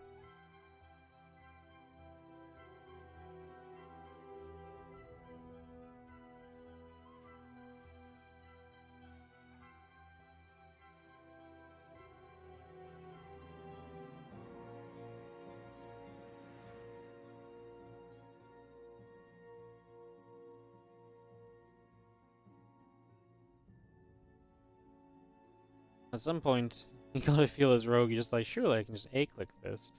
And then the Corruptors should just be able to Caustic Spray everything down. He eats a bunch of Storms, a bunch of Archon shots, and eventually we'll get the job done. I mean, still not even quite, just because those Archons and Storms have added up, but Rogue can afford to rebuild again. Goblin has the 4th base alive, but it's not exactly mining, right? And yeah, eventually Goblin taps out, so Rogue takes a 2-0. Again, we were just watching this one off the Korean stream, guys, so no game sounds. Otherwise, you would have also heard the casting sounds. As Rogue 2-0s his way into the semi-finals and into the tournament. So top 4 qualifying. That is Rogue then qualifying today. Now, if Solo beats Geralt, I'm just going to say it. If Solo beats Geralt, my seeding has really been on point as well. Be beautiful. Solo is up 1-0 against Geralt right now in their qualifying match. As we continue through. So we should be able to go Rogue Oliveira if they're going to keep on playing for the prize monies, which I'd be kind of surprised if they didn't want to play for the prize monies. I imagine we get that set to roll, and we'll have some TVZ coming up on the semi-final.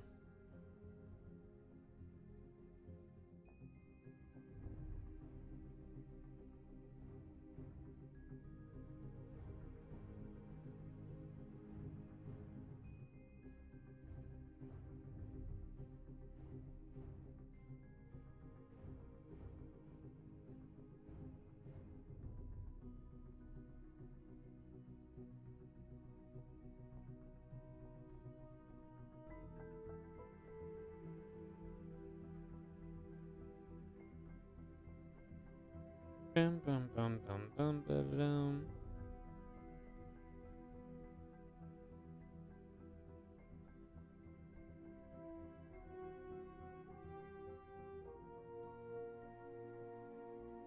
Okay, guys, just figuring this one out.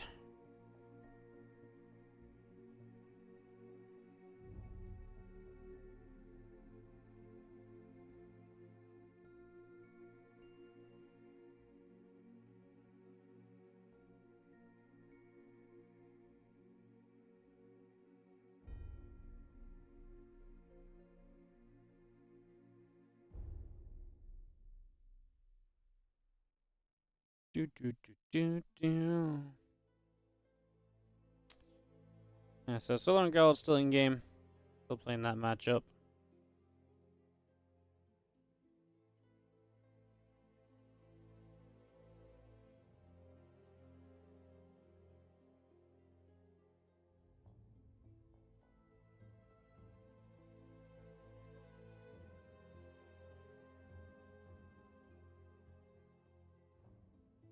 Bum, ba-da-bum, ba-da-bum, ba-da-bum, ba-da-dum-dum-dum.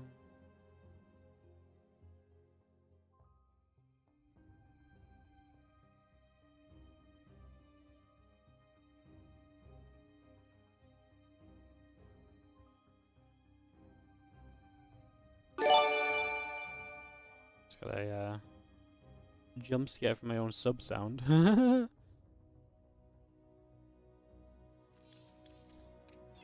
Thank you, anonymous gifter, for gifting a sub to I Love Jesus X. Appreciate it. Thank you so much for spending some money and gifting a sub. Thank you so much. Hopping over to Korea, we are going to have Oliveira Rogue play out this semi-final. Solo versus Skillous is going to be the other semi-final match. They are going to be allowed to start that, so they can go into that one if they do wish to begin.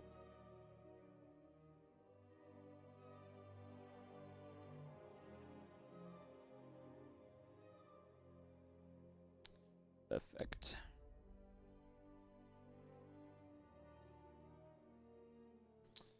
Alright, couple moments and get ready to resume.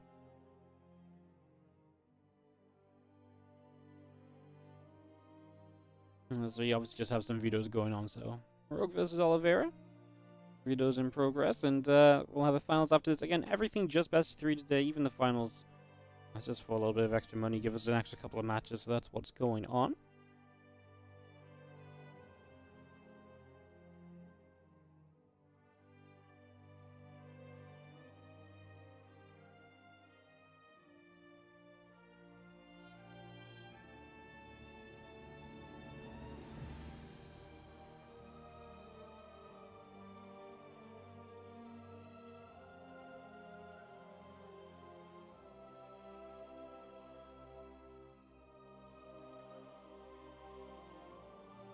Do I plan on running any Stormgate tournaments during the beta? No. Currently, I do not have much interest in running Stormgate stuff. I don't really have the funds to run Starcraft 2 stuff as much as I would like to. Streams not being doing so hot this year, so I don't think it's very smart to try and run Stormgate stuff. I'm also not as in touch with Stormgate things as I have been, and the vast majority of people I talk to player-wise about Stormgate, they're not super into it, so I think it'd be kind of tough to get people involved. But I mean, if people are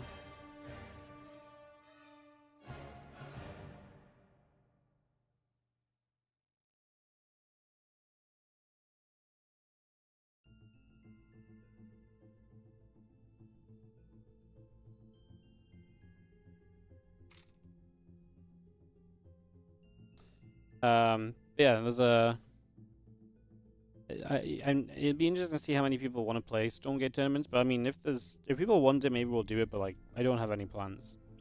Like, I kind of just want to do Starcraft stuff, and I'm definitely going to be focusing on Starcraft until eSports World Cup is done, most likely.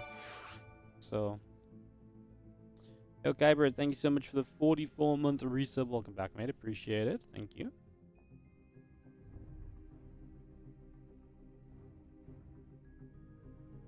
If someone asked me to be involved with something Stormgate related, I'd be absolutely down. I just don't want to try and run my own thing, you know? I don't think I'm quite set up to do that at the moment. Anyways, countdown begins. We're going to kick off into Oliveira versus Rogue on Ocean Dawn. So we get this started up, we get this underway.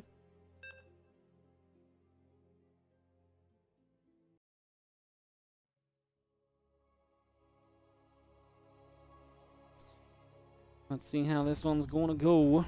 As we jump on into the top left-hand side of the map with our blue Zerg player. This is gonna be Rogue.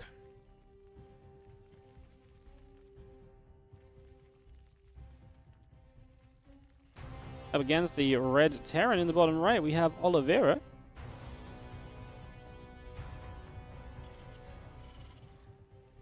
Off and away we go.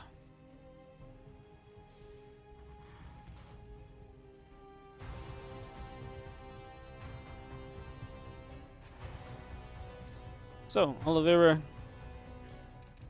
pretty convincing set of results today. Rogue looked pretty convincing against Goblin, but was just a little messy in terms of clearing it up. So, from what we saw, we'll see what that means for their ZVT. I feel like last time they played, Rogue beat Oliveira. I think it was a 2-1. Maybe in a Kung Fu Cup or so? On ESL Open Cup Korea? I can't quite remember, but like, I seem to have that on my mind. Happened fairly recently.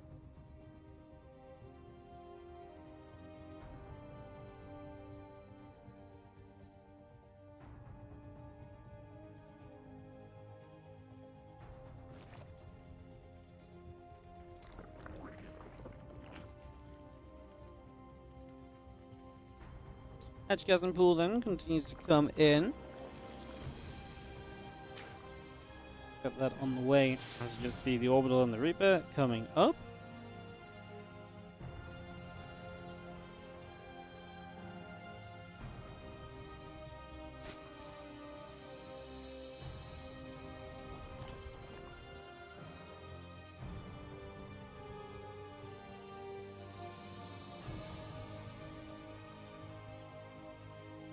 We're going to watch this Overlord up close and personal.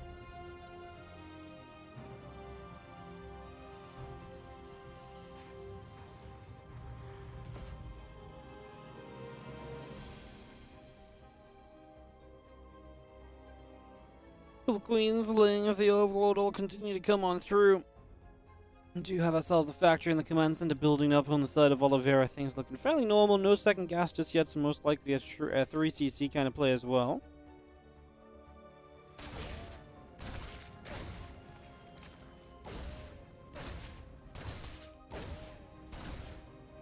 We're going to try and fight for some of those Lings, but the Lings in general will be able to stand up and push back for themselves a little bit.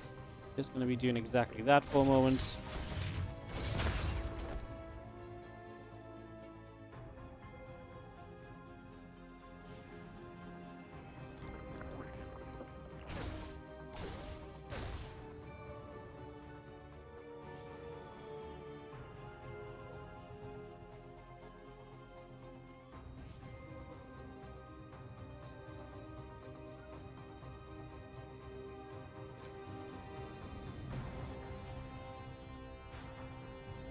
Oh, maybe it continues to come about. Just going to be seeing the hatchery still coming down. The few Lings, the Queens moving forward a little bit. We will see Ling speed about to finish. The Queen about halfway done, and a few more drones in the hatchery coming out as well as the Reaper hits and the drone takes some damage again. Lings are going to come chasing the Reaper back.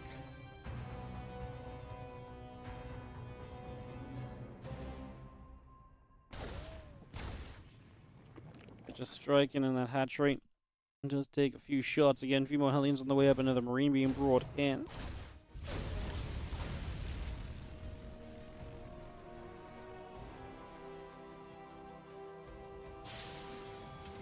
So Hellions, Liberator coming out. The Orbital Command and SCV still building through. A Ling in the main base gets knocked down as well.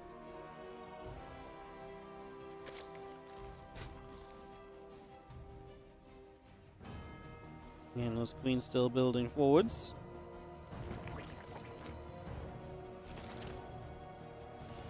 And we have our Hellions looking to poke at the front. A couple more barracks on the way through as well.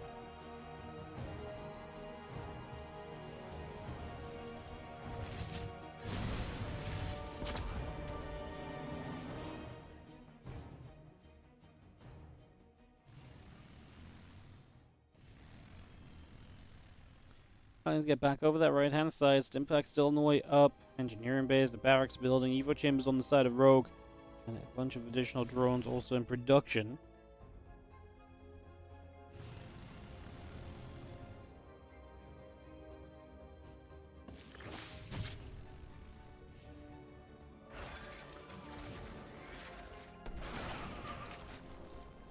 Let's see a little lib. We're going to come through. There's going to be one drone getting picked off of that, and Hellions and Reaper coming back over.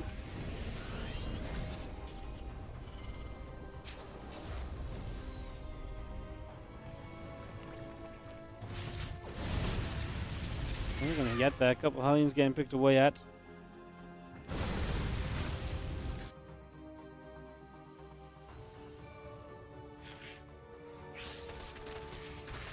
Oh, nice little catch. Rogue's so good with the run-bys. That's one thing I've definitely noticed about his play since, yeah. He's so good with his run-bys since he's come back. It's one thing he's definitely consistent about. This isn't good, though. Hellions are going to find some damage themselves. 7 drones. This might be the end of the Hellions, but they're going to get to 9 workers killed, make it 10. 1 Hellion into the main. And that will be the end of it, but still not bad at all. 10 drones. All the Lings have to come back home as well. So that's a pretty huge deal. So you got a Baneling Nest building up off over to that side, that third base, getting that Baneling Nest online. Another mule will drop down onto the third. Marine tank still in production here currently as those few lings trying to press on forward. We've still got 1-1 upgrades in the burrow coming in on the side of Rogue. The Baneling Nest coming up also there, also about to complete. A lot of different little things being brought on up as Queens will gather in the center. Still got our 1-1 in combat shields, continuing forwards.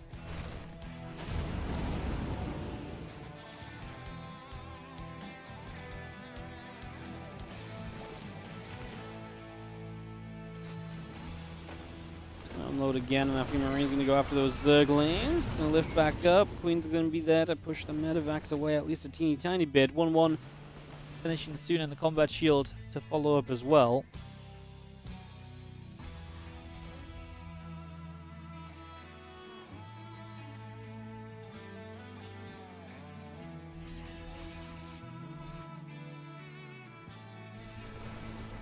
Marines and medevac join together. Armory going to finish soon. +1 armor and combat shields. Going to give Oliveira all the strength he will need to go pushing properly on the map and trying to take positions and take out some of these Zerg bases. That's got to be Oliveira's next step.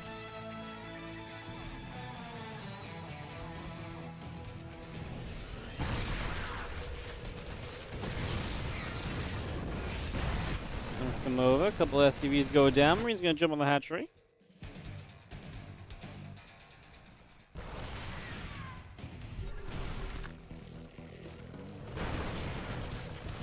Marine's going to get a bunch of the creep at the front taken out. Knives coming through. The medevac just going to load up. Just going to boost over to the left and get these tanks in position. We're going to start hitting the infestation pit and just the natural in general here. So unload into the natural. 3 medevacs worth of units. The spore goes down without getting, well, re-burrowed. And it looks as though Rogue is figuring out his fight into this. Tanks going to target down Queens on the low ground. The Marines are going to try and hold that ground. The Marines on the high ground will just lift and leave. I'd say the tanks did pretty well, especially as Banes keep using themselves on those tanks towards the end. We actually re-unload in the natural. Not enough lings here to compete with this, and Oliveira identifying the opportunity to just go again. And he is going to come through a supply lead for him. Oliveira popping off a little bit here. What a move that was.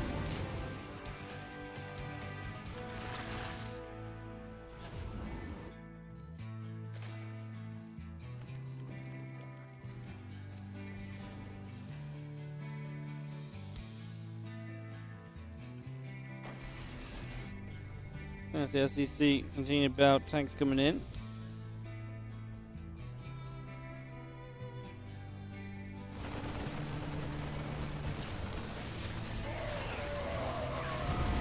Yeah, hatchery up to the top side, just going to get that replaced as it gets knocked down and rebuilt. Oliveira with a 30 supply lead is going to try and keep momentum at the moment.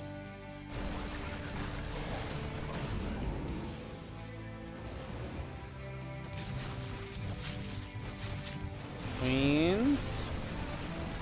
Going to be the only thing here, and they didn't target fire down the low HP medevac. And even if you did, there's other medevacs. You still have other medevacs to play the evacuation game with if necessary. 2 drones go down. The Queen's still trying to push through. Banelings all dead. And Oliveira looking as though he has plenty to send this home with. And he is going to be getting a massive Widow Mine shot as well. Things turn from bad to worse here for Rogue, and Oliveira is going to take in number 1 of our semi-final.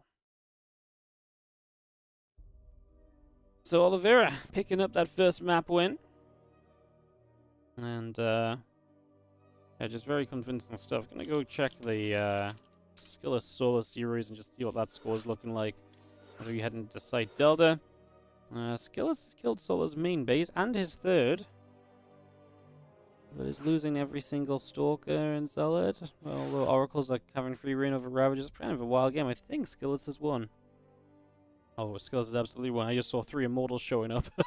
I was like, I think it's okay for Skillous, yeah. And then 3 Immortals come on stream. I'm like, oh yeah, Skillous is going to be up a game in this series, huh? How about that?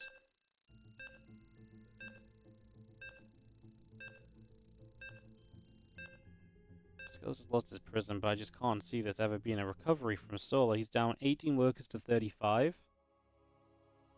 Gonna kill every single Immortal, but yeah, he doesn't have the units.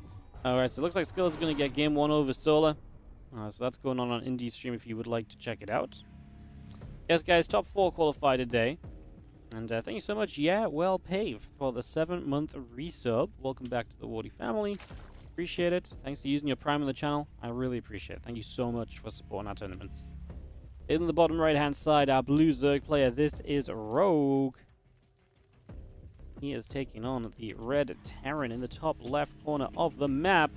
We have Oliveira.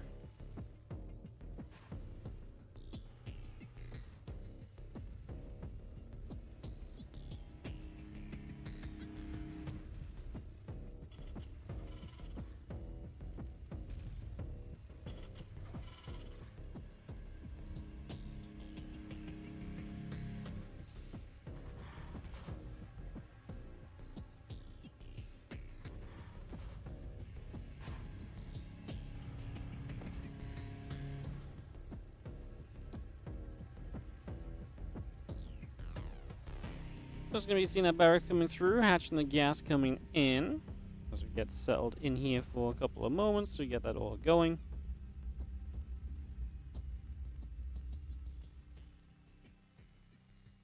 Game number 2. Just taking a few moments to settle down as Ian comes in with the 10 gifted subs. Spice up the start of this game too a little bit. Going out to Grondig TV, Red Jacket, Kuwabara the Man, Dreamweaver N, Flow237, Shy Guy SC, Big Squirm, Timo VD Put, or Timo VD Put, I don't know how I'm going to say that, Empty Null, and Pendarial. Thank you so much. I really appreciate it. Thank you, Ian, for the gifted subs as always. Thank you.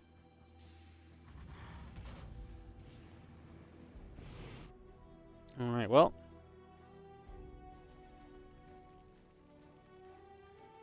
And get set up and waiting to go. It's gonna have this Reaper heading down to the bottom right hand side.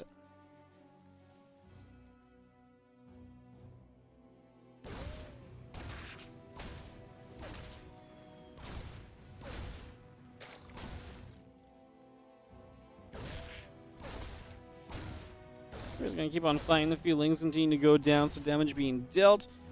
Ling's Queen can come back over. The Queen gonna fire a shot off, and the Reaper will take another couple of hits. The command center still coming up. The factory gonna be finishing very soon. And the reactor still coming up to completion. The orbital command on the way. The SCV producing. Link speed's about halfway done, and we will have our hatchery. Just gonna drop down on the 3rd base. Just gonna be getting that on the go as well.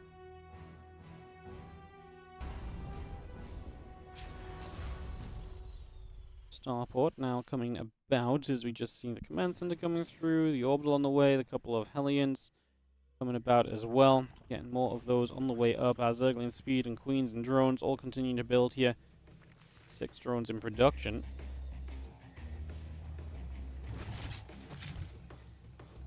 Does finishing first in the qualify matter only for prize pool? Yes. There's no seeding difference. Usually scheduling is a little bit too difficult to do with like a lot of specific seeding out of qualifiers and stuff and so on and so forth. Usually when we schedule groups and stuff, I literally just ask the players, hey, do you have any specific day you want to play or any specific day you can't play? And typically we get enough variety on responses that I can make pretty evenly balanced groups from there, but obviously that becomes more difficult if certain players have to go into like a certain group not with other people, for example, etc, so yeah.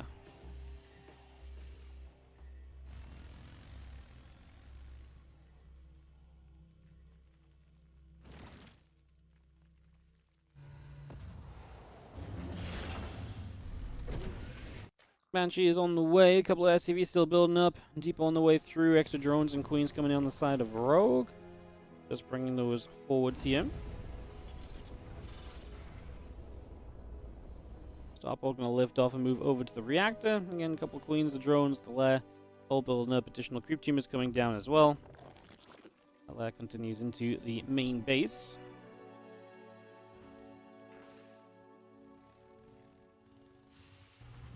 Engineering bays and the barracks both building again with Stimpaks on the way through as well. Still got the Banshee. Sorry, the Queen just in position to push that back, but then the Banshee is out. Now it's just going to be one single Banshee, no cloak, so it keeps you very safe against all the roach attacks. And here is that Banshee coming in on the left-hand side of the main. Queen in position. Spores are finishing. Banshee may not find a lot here, but again, it still does a lot in terms of just like, hey, look, I've got a Banshee. There's a lot you can say about that as the game kind of continues on.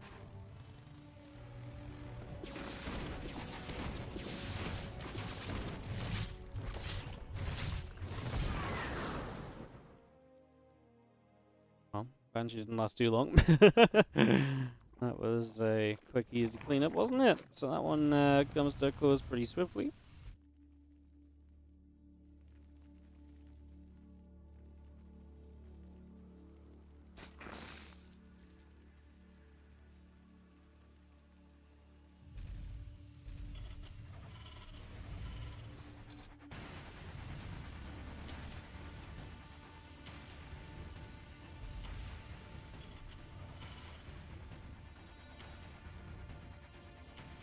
Titans trying to poke in around that left side. Queen's just going to go pushing through. Again, 1-1 upgrades and the combat shield coming up as well.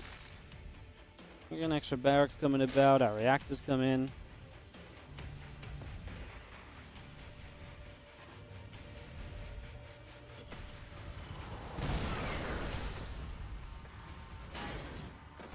The Marines now coming across to the other side of the map, so they're going to be able to unload and potentially get some moves made. A couple of Queens going to be hanging out on the left side as well. Still got ourselves a Spire coming up, melee upgrades, and the Baneless speed coming about. Also, armory on the way from Oliveira, as we'll be able to start moving towards 2-2 upgrades pretty swiftly after 1-1 is done. So, good moves being made there. Fruit Seller, thank you so much for the 16-month resub. Welcome back. I appreciate it. CV just comes back across. Can be seen our Marines continue to unload in the center of the maps. These Marines drop out. Gonna go find an Overlord up on the high ground. It's gonna go and nab that and take that out for the next couple moments. So Overlord will indeed fall. Still have a Spire on the way through from Rogue. So again, he's really still yet to kind of reach his full strength of what's about to happen. So again, that Spire up. The combat shield is about to be done as well.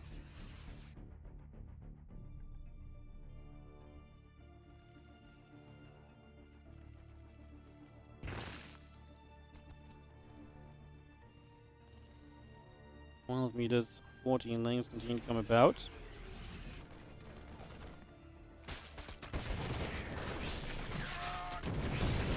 What a run by, man. Rogue's run bys are still so good. Terrifying amount of lings there. However, you've got to be able to stop this attack coming your way on the other side of the map. There are only 11 banelings out right now. Those mutas are not the most useful in these scenarios either. That's the issue. You just invested a bunch of your money into those mutalisks, and what are they going to give you? Well, already you lose the 6 o'clock base, so that goes down. I mean, a lot more Banes start morphing in now, but is that soon enough to make a difference here? Our Marines and our Hellbats continue to gather.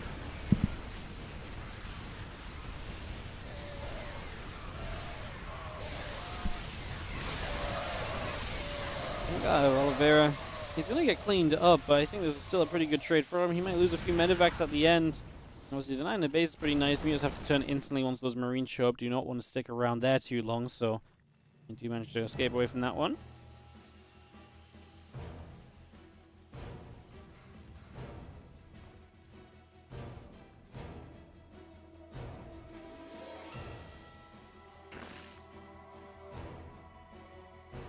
Two upgrades still being built, so we're going to get 2-2 on the way here from Oliveira.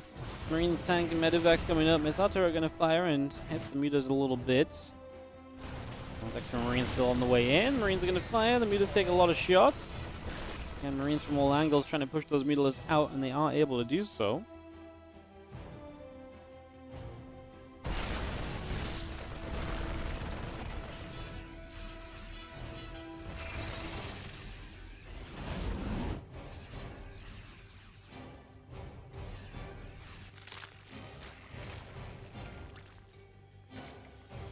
Bunch of additional Lingbane coming down again. Still got 2-2 being brought up also.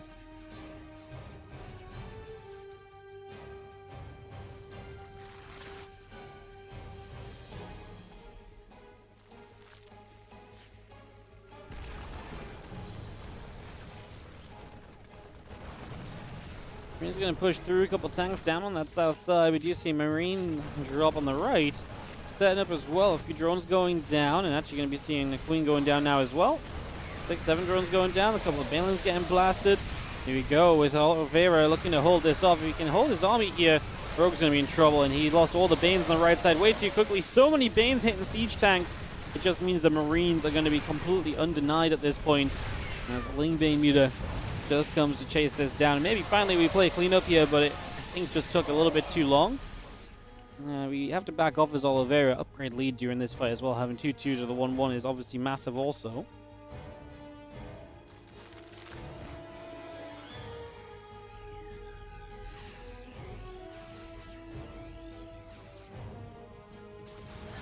He's coming through. Just going to grab a medevac.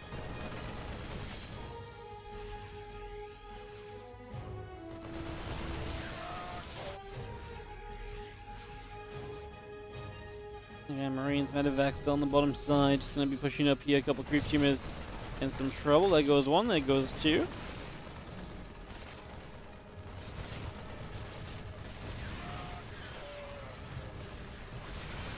And Bane's going to roll forwards here. Tank firing away. A couple of these Balins getting knocked down. And again, Oliveira just about holding these positions. But Rogue is at the same time also just about clearing them up and stopping this from developing too much further in the wrong direction. And he as well actually get a chance to go across the map here, and Rogue trying to keeping himself in this, and Oliveira's going to have to fall back completely. Rogue will live on 4 bases for the moment.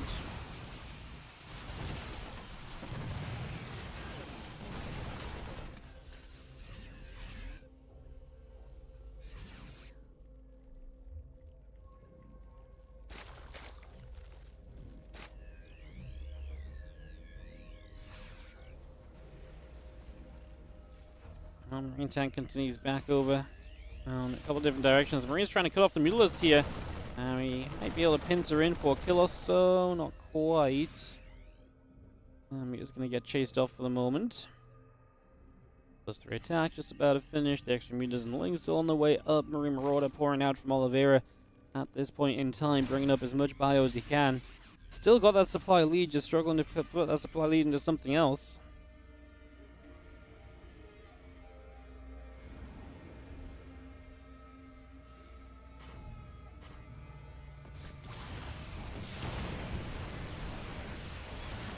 This is going to get chased. Couple missile turrets firing. I mean, that's the issue once you're playing against mutas. It can just be non-stop, right? Where these mutas can just go and go and go. And just really kind of ping between bases consistently. And just continue to make life very difficult. Marines will unload on the upper right-hand side. Going to go after that hatchery Marine Widow Mine. Pressing forward.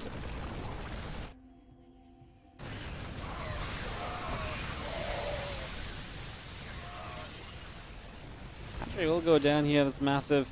And I feel like Rogue is going to be in trouble. 3-3 upgrades finished from the Terran as well. So he's up in upgrades. I don't think Rogue will ever get to start 3-3 in this game.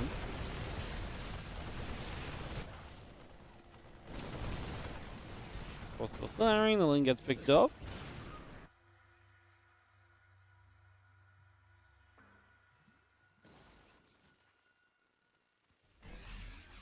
Marine Marauder medevac, extra Widow Mines coming through. We actually have Rogue setting up in the center of the map, but I'm not sure where you can really go. If you counterattack, it probably ends badly for you if the Terran just comes home and plays defense. Probably needs to just get the meters to try and do more again, but that's not been doing enough just yet.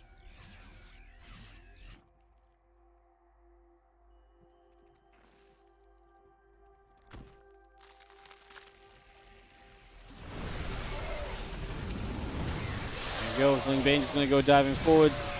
Mutalisks. It's going to be making the plunge. A couple of those medevacs starting to go down. The Lings are going to continue to chase that siege tank. Likely in some trouble as the Marines get up and around the back of that mineral line.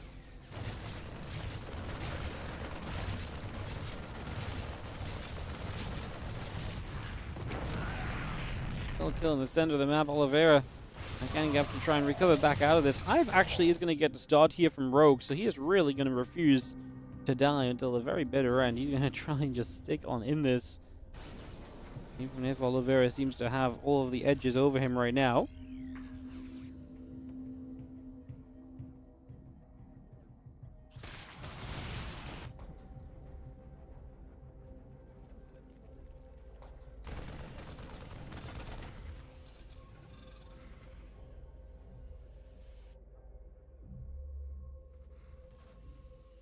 Those meters trying to do what I said they should, which is just looking for some openings, looking for some opportunities, trying to find a way to cause trouble without being an overcommitment of units.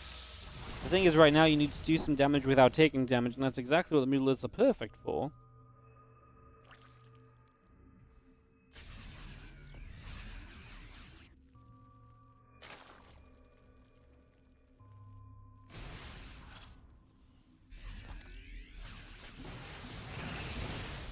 A bit of bio coming forwards, a couple of quick teamers going down, Ling Bane getting set to move up.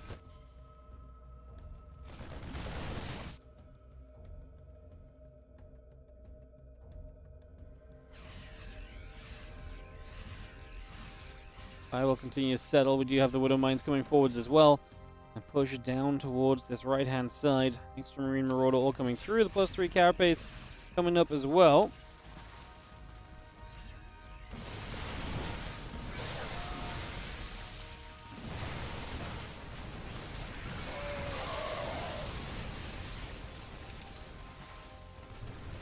Just keeps on pressing forward. And Oliveira with a 40 supply lead. If he just slow pushes into these bases, it's going to be tough for Rogue to find an amazing fight.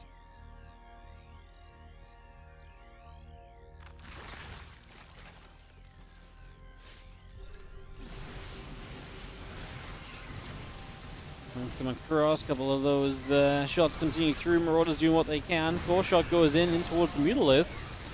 Semia's taking some heavy damage. The Thor was obviously so good against them. Here comes the Ling Bane Swarm as Rogue will try and break out of this army one final time before he probably fails and has to succumb to the defeat of the 0-2 at the hands of Oliveira. GG is called, and Oliveira does have this matchup wrapped up. So Oliveira to the finals today. Rogue qualifies into the tournament.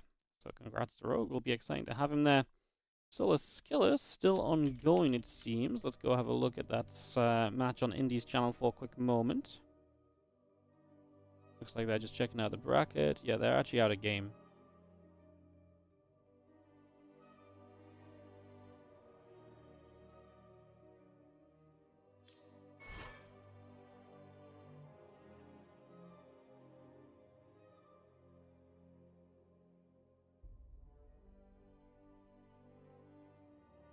Just trying to figure out what the result was there.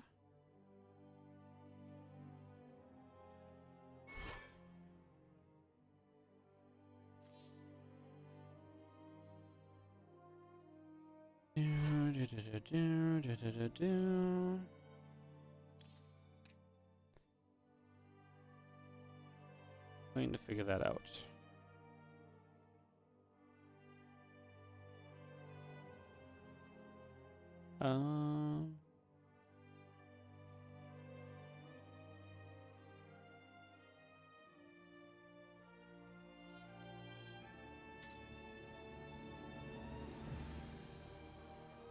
Asking you what the score was.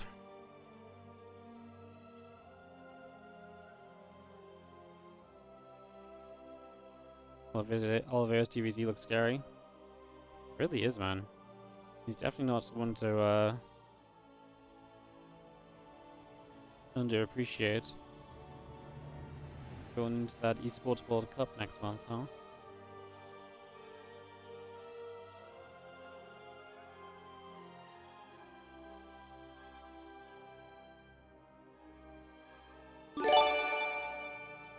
Yo, Twadzy, thank you so much for the 20-month resub on the Prime. Welcome back. Appreciate it. Thank you so much. Oh, apparently Skillous Solar is 1-1. Let's hop on over there.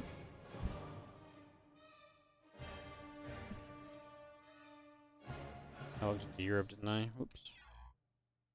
So Solar Skillous is 1-1. They've just not started Game 3 yet, so we will wait on that.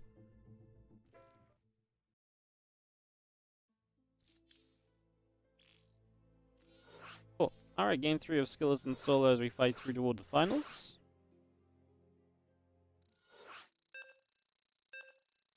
As we load into Oceanborn. So I saw the end of Game 1, which was pretty... Well, I mean, Skillous had killed Solar's third in main base when I tuned in. It looked like a bit of a scrappy game. Did not see Game 2 at all. As now we go to Game 3.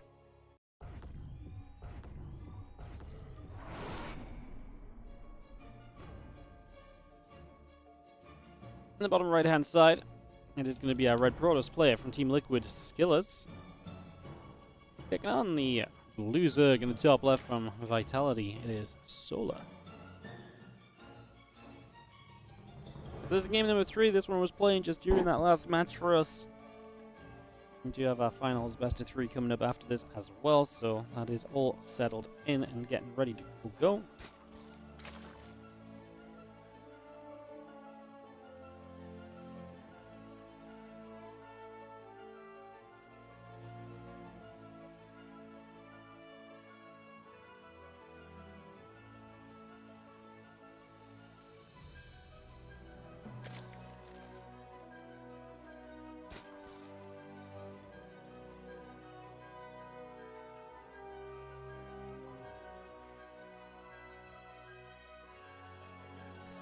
Well, game number 3, still of his skills. Like I said, hard to really say too much about what happened in that first game, even though I caught the end of it.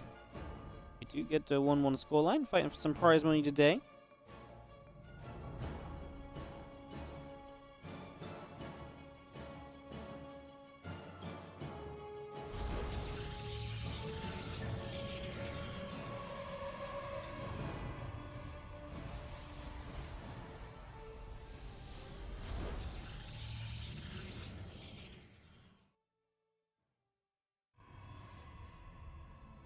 Pro coming about and get ourselves settled down.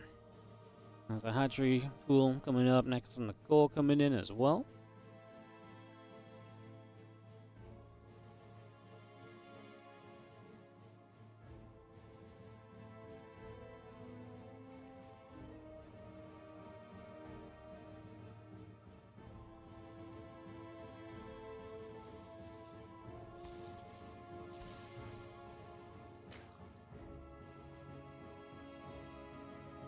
Couple drones gonna come down the low ground.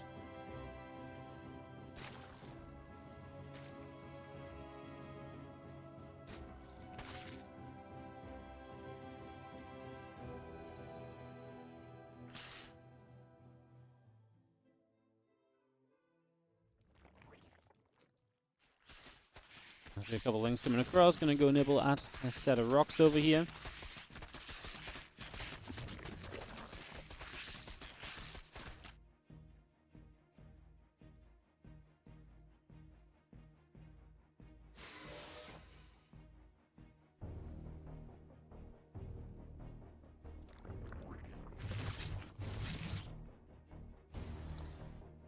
Stargate is the choice of deck from Skillous. Going to be going for that as a little bit of a starting point.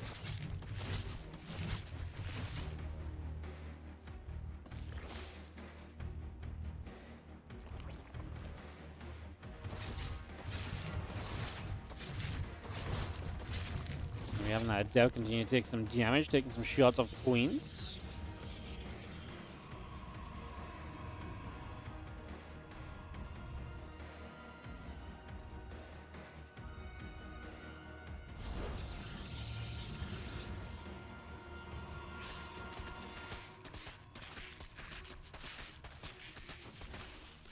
Goblin is going to fire. The Nexus is going to be taking some shots. The Ling is obviously just keeping some control of the map at the moment.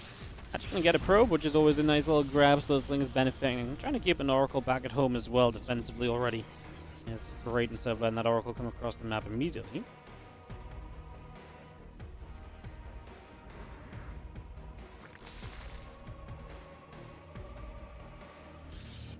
And the Oracle just on its way. Drones and a couple Queens coming about as well.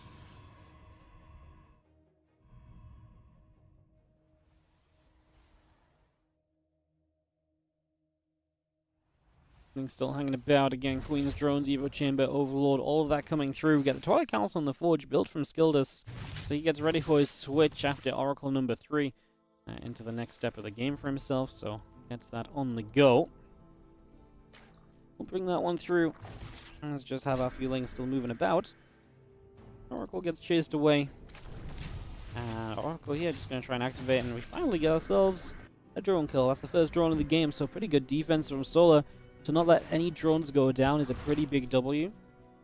That really does a lot for you. As our Adepts come forwards, they get rid of some creep spread. Adepts going to continue to shade by. Lings in the melee upgrade continuing forwards. And Depth's going to come shading into the back of the natural. A couple drones going down already.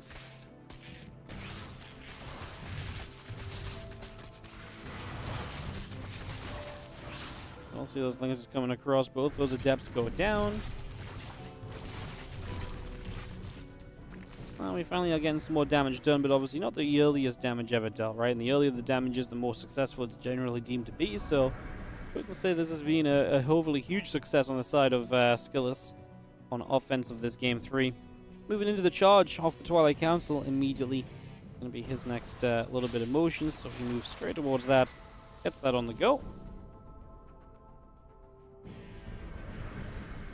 We'll wait to see what will come next for us as the Oracles activate, chasing the Lings around once more.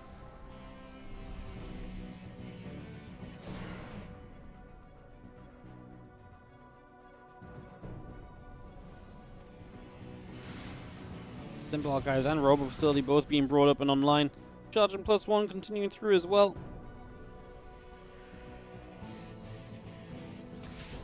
He's going to show up and then he's going to jump onto this 6 o'clock Nexus. So just trying to find some little bits of damage. Trying to find some opportunities to get something done. Again, Spire is on the way. So continue to bring that in also. And that's going to be another little tool to utilize on the side of Solar. Just keep this game interesting, actually. Going to be very fun to see how that goes down.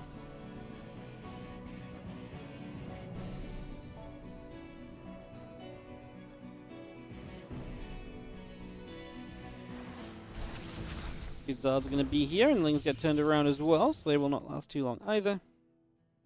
A little bit of a cleanup on that one.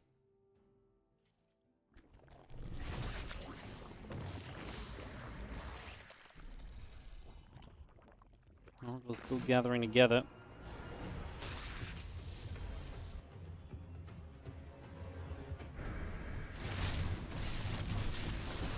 Results and Archon showing up. It's important that Solar has enough units to really turn this around right off the bat, and he does. Roach count is very good, and Solar's going to respond to this very comfortably, and I guess that's kind of the expectation to some extent, right? You know, when you've had a very solid defensive early game, you've not lost a bunch of drones or anything like that, to be able to just turn that army around is, like I say, not really that much of a surprise factor. That shouldn't come as too much of a shocker to us, and I suppose in this case it doesn't. 9 Mutilas still on the way up. Those roaches getting turned away. Zealots on the top side being a frustration. Getting involved over there and trying to make life as difficult as possible. And the Lings actually have a chance to wrap around some Zealots here, so they will go and do just that. 6 drones went down, but I'd say overall the cleanup is pretty darn reasonable. More Stasis Swords coming out of these Oracles as we retake positions. And just try and cover the map in some of that Oracle Stasis Ward action just to make it as tough as possible for the opposition to really come powering through. It is trying to knock some of those down. We've got Phoenix to help deal with these Mutalisks, and with the Phoenix out, Mutalisks will have to be very careful about some of the fights they pick. This is mostly going to be following up onto this 66 drone follow-up, though. Is this 66 drone follow-up going to be strong enough? I mean, honestly, right away, I'm not sure. I mean, Skillous is down 60 on supply, yes, but he's got a lot of his upgrades in play. He's got a lot of his tech in play. To me, Skillous is actually in a very good spot already. Let's see if he has enough. The Mutas will work their way through these Oracles, which have just activated, do as much as they can. The Immortals do eat some crows with Baals, but are not being taken out yet. Every time Immortals are firing, the Roaches in the front lines are getting chunked away, and that opens the door to getting towards those Ravages, which if you pick off the Ravages, you're going to have a great time. Stalkers aren't making their work, putting their work in with the blinking, and we are going to be seeing +2 attack upgrade coming up as well as we head into +2 attack. It's also obviously very good, because then we're going to be able to trade even better on these engagements, and the better we're trading, the happier we are in the grand scheme of things.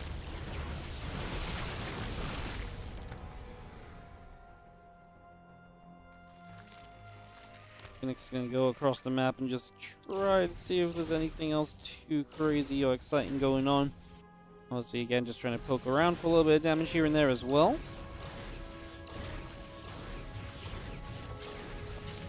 Phoenix firing up some shots, and the Overlord will take some hits.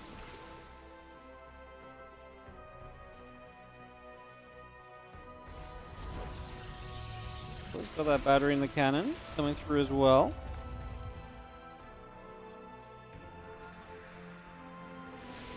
More corrosive bars, but they're going to kind of whiff as well. Not quite going to get where they need to be.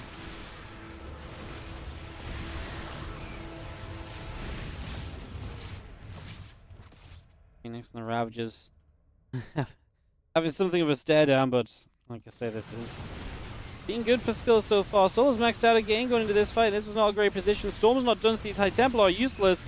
Going to morph into an Archon. We already had one Archon lost, so it was a bit out of position. The morphing Archon goes down as well, so that was a lot of dead units for Skillous that just didn't really, like I say, achieve anything at all. Didn't really go anywhere on this fight. Forward Ravager coming across. The Balins continue to move through. Corrosive Vials coming about all over the place here.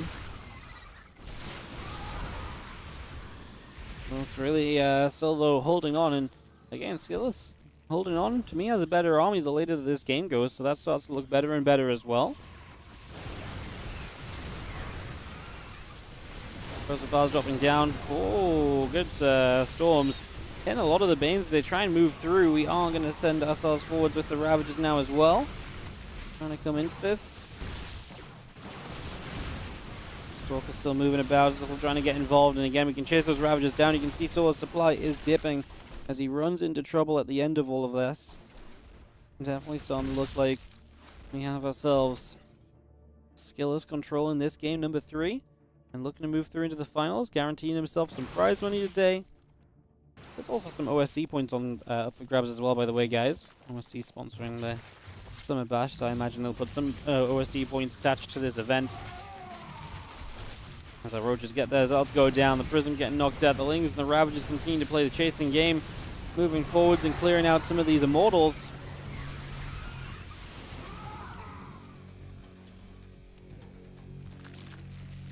Obviously knocking down tech units is a road to victory for Solar, so that's definitely steps in the right direction if nothing else.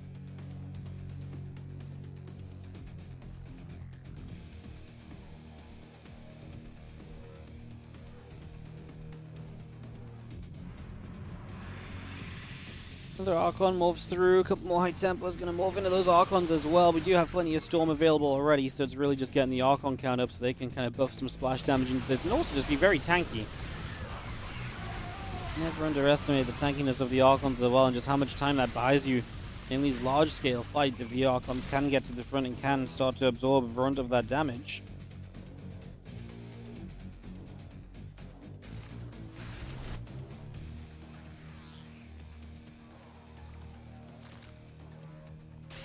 Bane's still coming about. Azal's going to run up to the top side. Ling's going to go chase him down. Balins are going to crash through. Here comes the rest of the army from Skillous. Skillous actually being the aggressor now, stepping onto creep.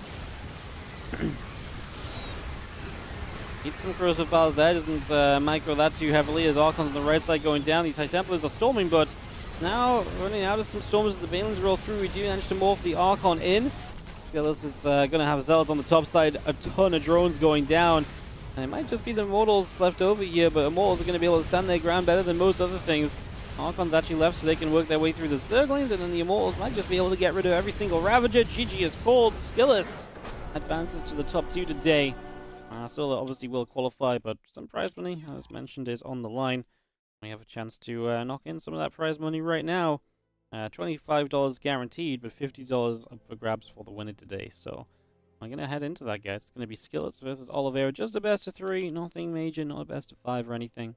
It's a little best of 3 to round us out. I'm going to get that on the go, providing that Oliveira is, in fact, here. But we'll be back in a few moments. I'm going to go BRB. I'll see you guys in just a few for one last matchup today. Oliveira versus Skillous when we return.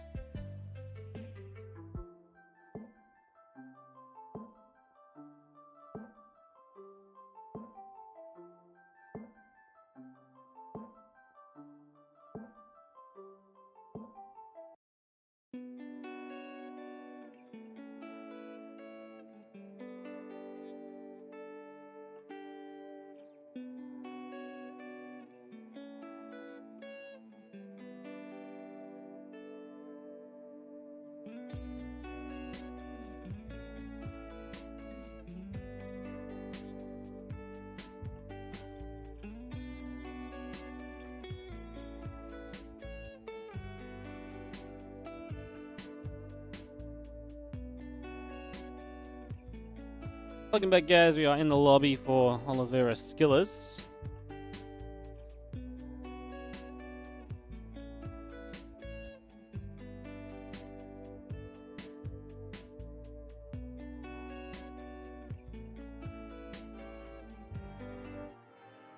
Alright, just getting everyone into our lobby. We should be able to kick this off in just a moment. TVP time. Skillous Oliveira to round us out today. Valinoriano, thank you so much for the 20-month resub. Welcome back. Players are ready. Let's jump into this best of 3 grand final. Like I said, just best of 3 because this is just a qualifier, guys. These guys are already qualified. This is just a little bit of prize money, so we have a couple more matches to cover at the end of the day. I'm not looking to kind of draw this out to all new extremes or anything crazy like that. As we get ready to go in just a few moments, we'll get this started up.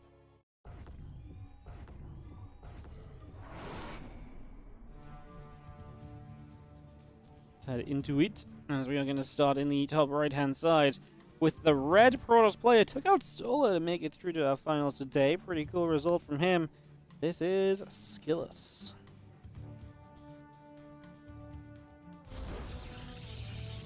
Taking on in the top left, our blue Terran player, we have Oliveira.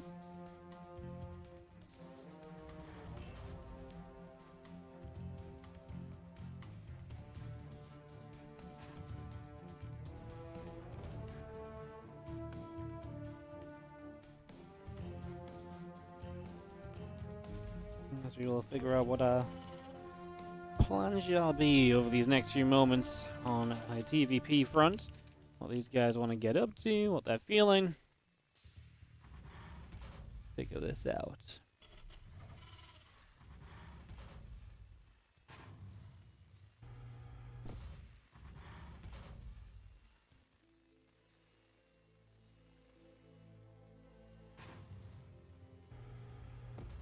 It's going to be soon. A couple of gases will come up. Another barracks going to get built in as well, so we get that all started.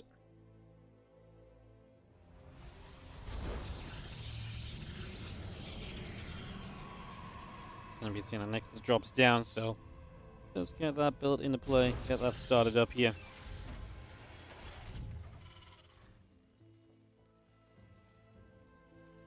Ready ourselves into this.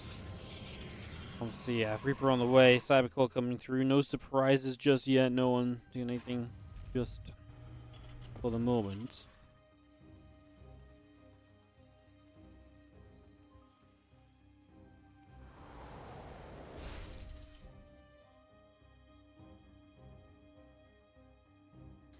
That probe just on the map, obviously looking for a little bit of scouting, making sure you're not in any sort of super trouble in the super early stages as well. So just trying to keep on top of that and again see a little bit of what's going on.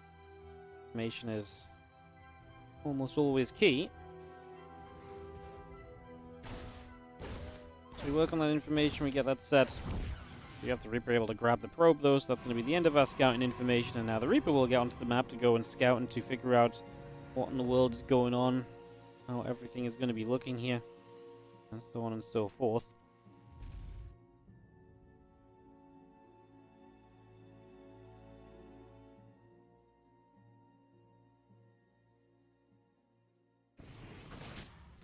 Just going to see a couple shots coming through. Just going to see our Twilight Council coming up as well.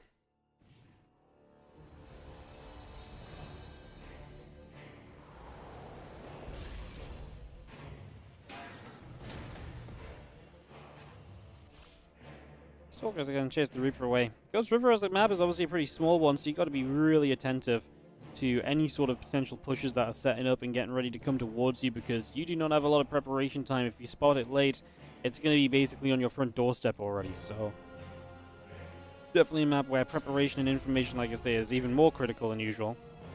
It's already a pretty major deal, right? But even more so when you have less time to work around it all. Cyclone on the map now. Obviously, again, pressure will arrive soon. That Cyclone can actually come across to the other side and put some damage in. Try and get something done for a little bit.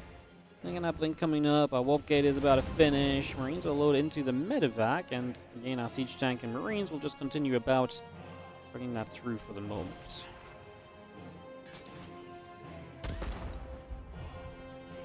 Stalker's still taking some shots. The medevac comes through the top side of the map. We do have Liberator and tank production, like I say, really setting up for one big push. So any damage you take right here is Skillous is going to make defending against and surviving through the big push of Oliveira that much more difficult, right? Now the Stalkers do push back. We chase this away.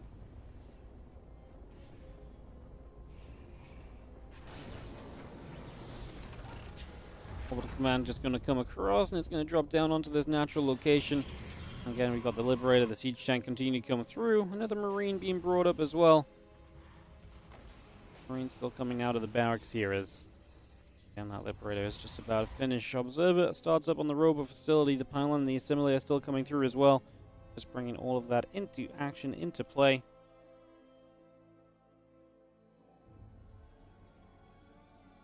SCV is going to finish. Now Stalkers start to move back up in toward the main base.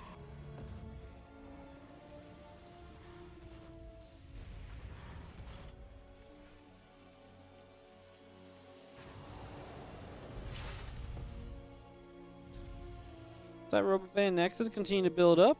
I already see Skillous kind of just saying, you know what, yeah, I want to kind of just play into a very safe start. Right, Blink, Twilight Council Blink, into my Colossus, get my splash damage up and running nice and quickly so we get all of that rolling.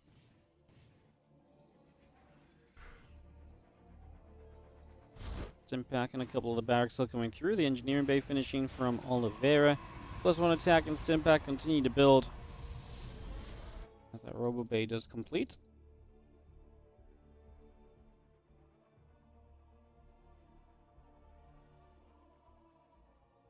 And Colossus only get the extended thermal lance and the charge being brought in. Kind of felt like Oliveira was going to be more aggressive, to be honest. I felt like he had more of a straight-up push coming across the map, but...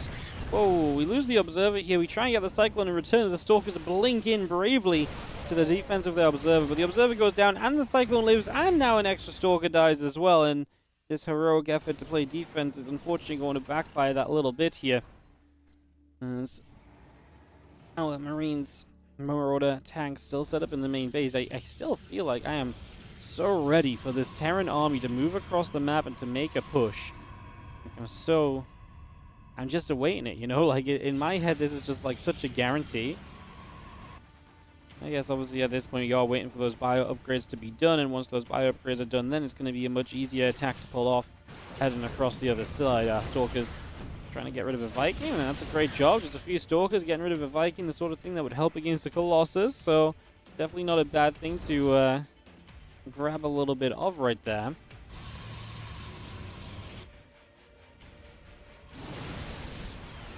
Thanks for Siege, Bio will chase. A couple of sentries going to get pushed back as well. We're going to get both of those. Charge is continuing through. Still got extended thermal lance coming about. Another Colossus popping. Let's have one Reaper in the front. He's going to get taken down. The Colossus continues to fight back. A couple of Marines taking the shots there initially. And here's the position from Oliveira. Once it's set up, it's very, very strong. Can Skillous find a way to break out of this position? Colossus firing. The Cyclone is... drop. I mean, Cyclone's not the biggest of deals. The tanks are the issue.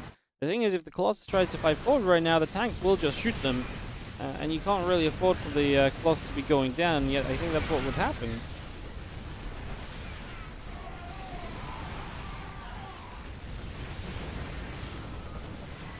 We see Bio coming forward. Colossus will drop. Nexus in a little bit of trouble here as well. It's just going to be Oliveira to break through, so he is going to be good enough to take game number 1 on this push. And the best 3 swings into Oliveira's favor as we play game 2 here in a second, which could be our last map of the day, guys. Heading into Oceanborn for this second game.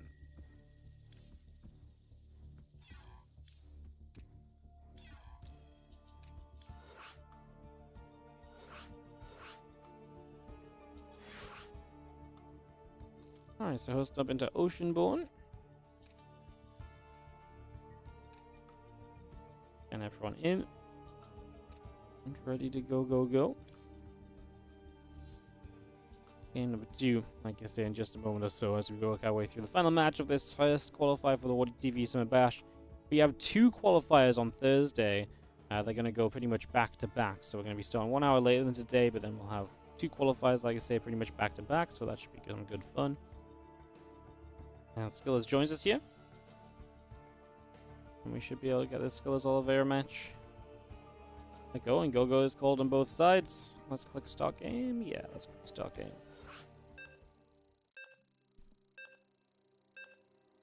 Alright, so we get that underway.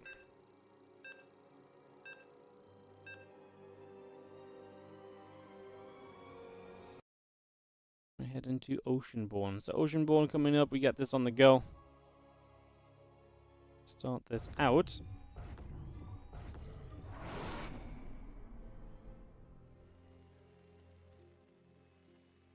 On the bottom right side, and a Red Terran player up 1-0. This is going to be Oliveira. And in the top left-hand side, we're going to have ourselves the blue Protoss player, Skillous.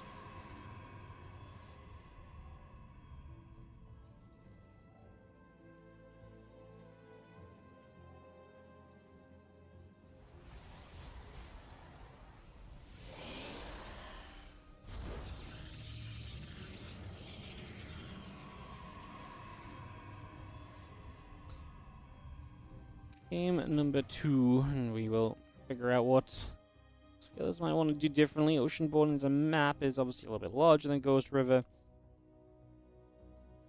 Let's see what it's about as we set this up.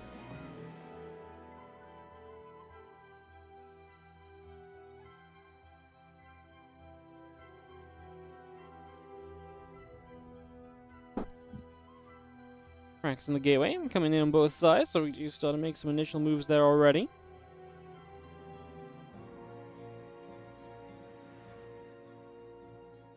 Bro just checks through the main base. Obviously just scouting, so let's try to make sure nothing too crazy is going on. Make sure we're pretty darn aware of everything that is happening here. Let's make sure that we have the easiest chance possible. Early stages.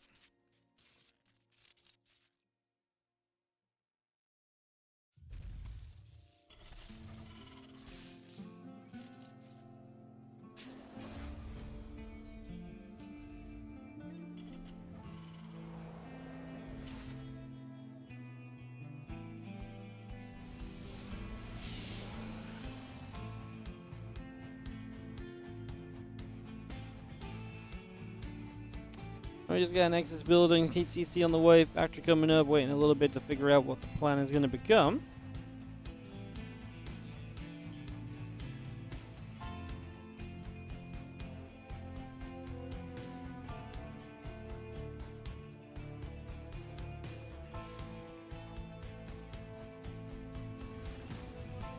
I'm just gonna Reaper setting up Twilight Council on the Nexus building through, the factory is on the way.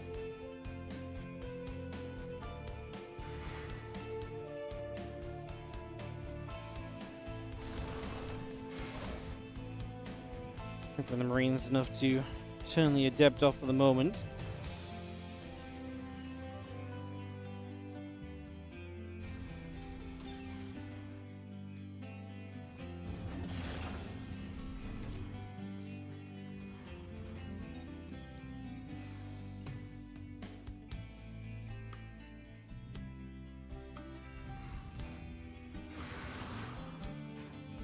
Well, the devs is going to go pinging.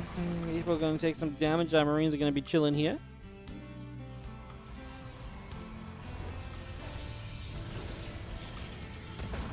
Reaper on the other side was very nearly going to get a probe, but the other probes actually save it, and that Reaper does get turned away.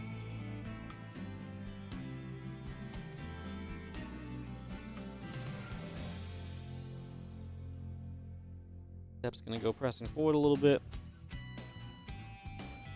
Look at that blink about halfway done. A couple of probes and stalkers being brought on up.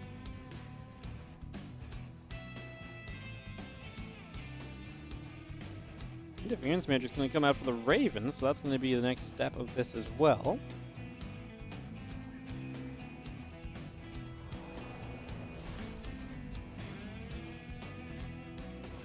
Blink's over halfway done. Nexus coming about. Gateway and the probes are building. The Observer coming through from Skillous. Reaper still heads towards the upper left-hand side. Trying to get up to the top and see what's up. The Adept going to get there. Push the Reaper back out to the right. Again, Blink finishing very soon here for Skillous. Get that completed as your Chrono Boost again. A couple of Stalkers warping in.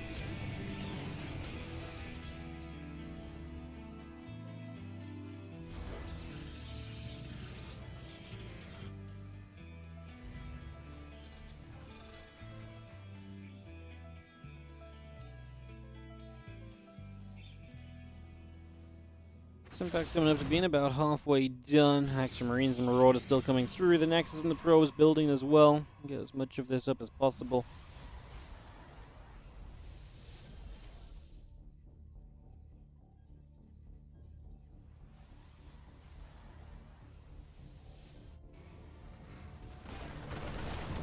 Raven obviously allows you to make an easy pick off on that Observer, so that goes down immediately. Great catch. Not really very cautious by Skillous.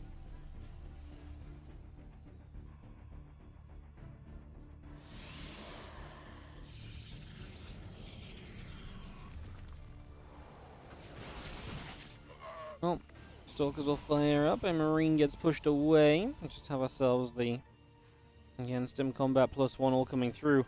As those upgrades finish from Oliveira, the opportunity to move out onto the map will be increasing, and that might be where he's able to find a push, put that Raven to some real usage, and then see what we can do.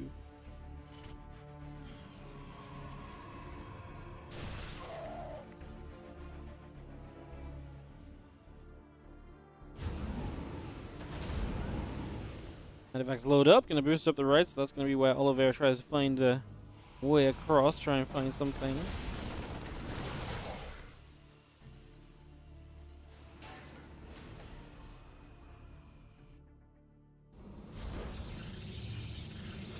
Stealth warp in, again Immortal +1 charge all being brought up. We do have our bio actually gonna get a catch on multiple Stalkers, 3 Stalkers go down.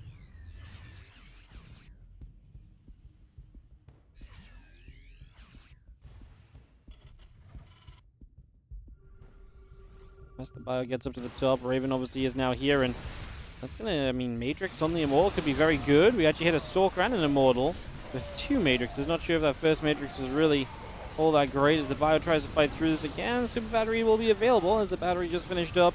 Now the Immortal is out of the Matrix, and Skillous need a Widowmine shot to lose that Zealot. Again, the Super Battery putting in some serious time here. However, the Terran army is still here with the +1 attack upgrade lead. Still has a Widowmine ready to shoot as well. You got to try and deal with that so it doesn't go off on anything too meaningful. If that hits the Immortal, for example, that could be a little bit disastrous. Widowmine's going down. The Vikings are going to hunt the Prism into the bottom right corner. That's actually just going to die with some Marine firepower alongside the Viking shots. So Skillous loses counterattack potential. Only got 3 SCVs out of it. Not that 3 SCVs is bad to grab, but when the Prism and the units go down for nothing more, you're kind of left just feeling like you wanted more, because typically you expect to get a little bit more as well. Fire still gathers up.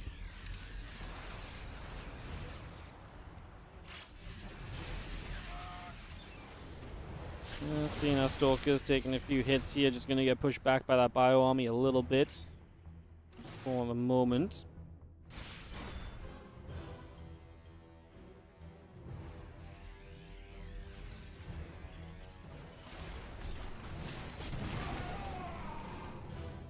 Marines, Cyclone continue to join together. Again, Robo Facility and the Nexus coming through as well. Our +1 armor still getting settled in.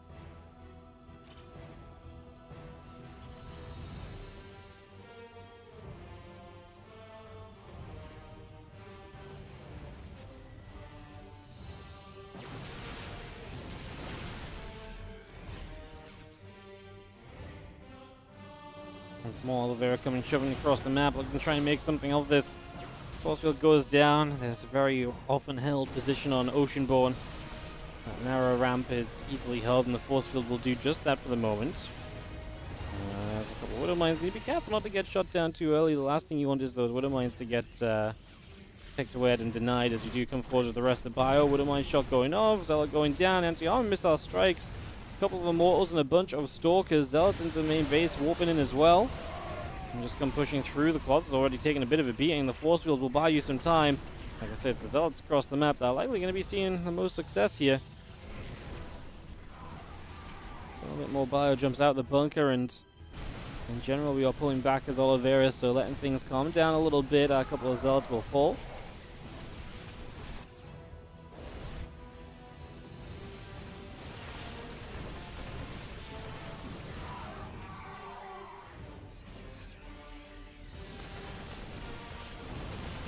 Oliveira gets a full cleanup. Like I say, it took a little bit of time. Definitely wasn't the cleanest of situations. Could have been a lot nicer if that had never gone off, but that's the power of what Skillous is doing. He's making it so it's as tough as possible here for Oliveira.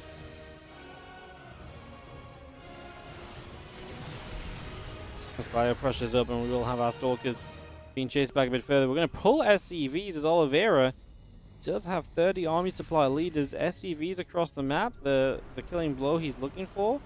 He's going to drop the Matrix on the most hurt Colossus. I don't love when he dropped the Matrix either, though, to be honest, because he's pulling the SCVs, right? I mean, the SCVs weren't even here immediately. Prism will micro the Colossus, try and keep it alive. The Observer goes down, not sure how important that's going to be.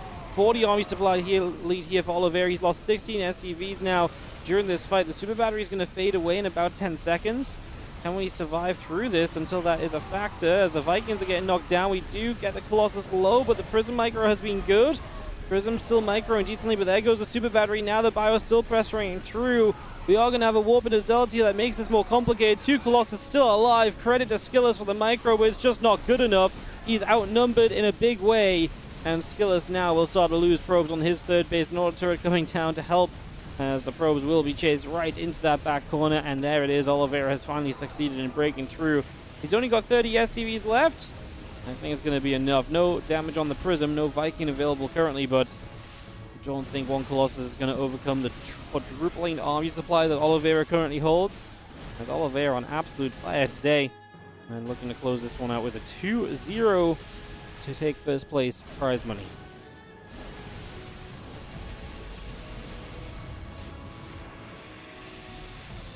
This gate going down is going to activate onto this Nexus. Super Battery. We'll try and keep it up and alive. Our Stalkers and Immortal going down. The Archons taking some shots. There goes the Prism. The Bio Army cleans up the Archons. The probes are dropping. Colossus falls. Base dead. Skillous GG's. Oliveira 2-0 in the Grand Finals. GG's Oliveira. There's some good games today, Oliveira. We obviously followed him through against Scarlet, Rogue, and Skillous. Won all of those without dropping a map. Just a very convincing series result from Oliveira. Just a great little qualifier from him. $50 for him as well for that first place. And he will round this out. So congrats to Oliveira, guys. And that's going to be it for us today. I'm not here tomorrow. It's Helen's birthday, so I'm gone for the day. But I'll be back on Thursday with a double whammy of qualifier action. So if you want to check that out, you can do so right here on the channel as well. Thank you so much for watching us. It's been an absolute pleasure. I hope you guys have a great rest of your day. We will be back, like I say, on Thursday. Run a set of ads on the outro, and that'll be us for us. Don't forget to follow, like, and subscribe, and do all the usual things to support. Appreciate you guys. Thanks for watching the first qualifier of our WardiTV Summer Bash. Like I say, double qualifier action on Thursday. I'll see you here for that.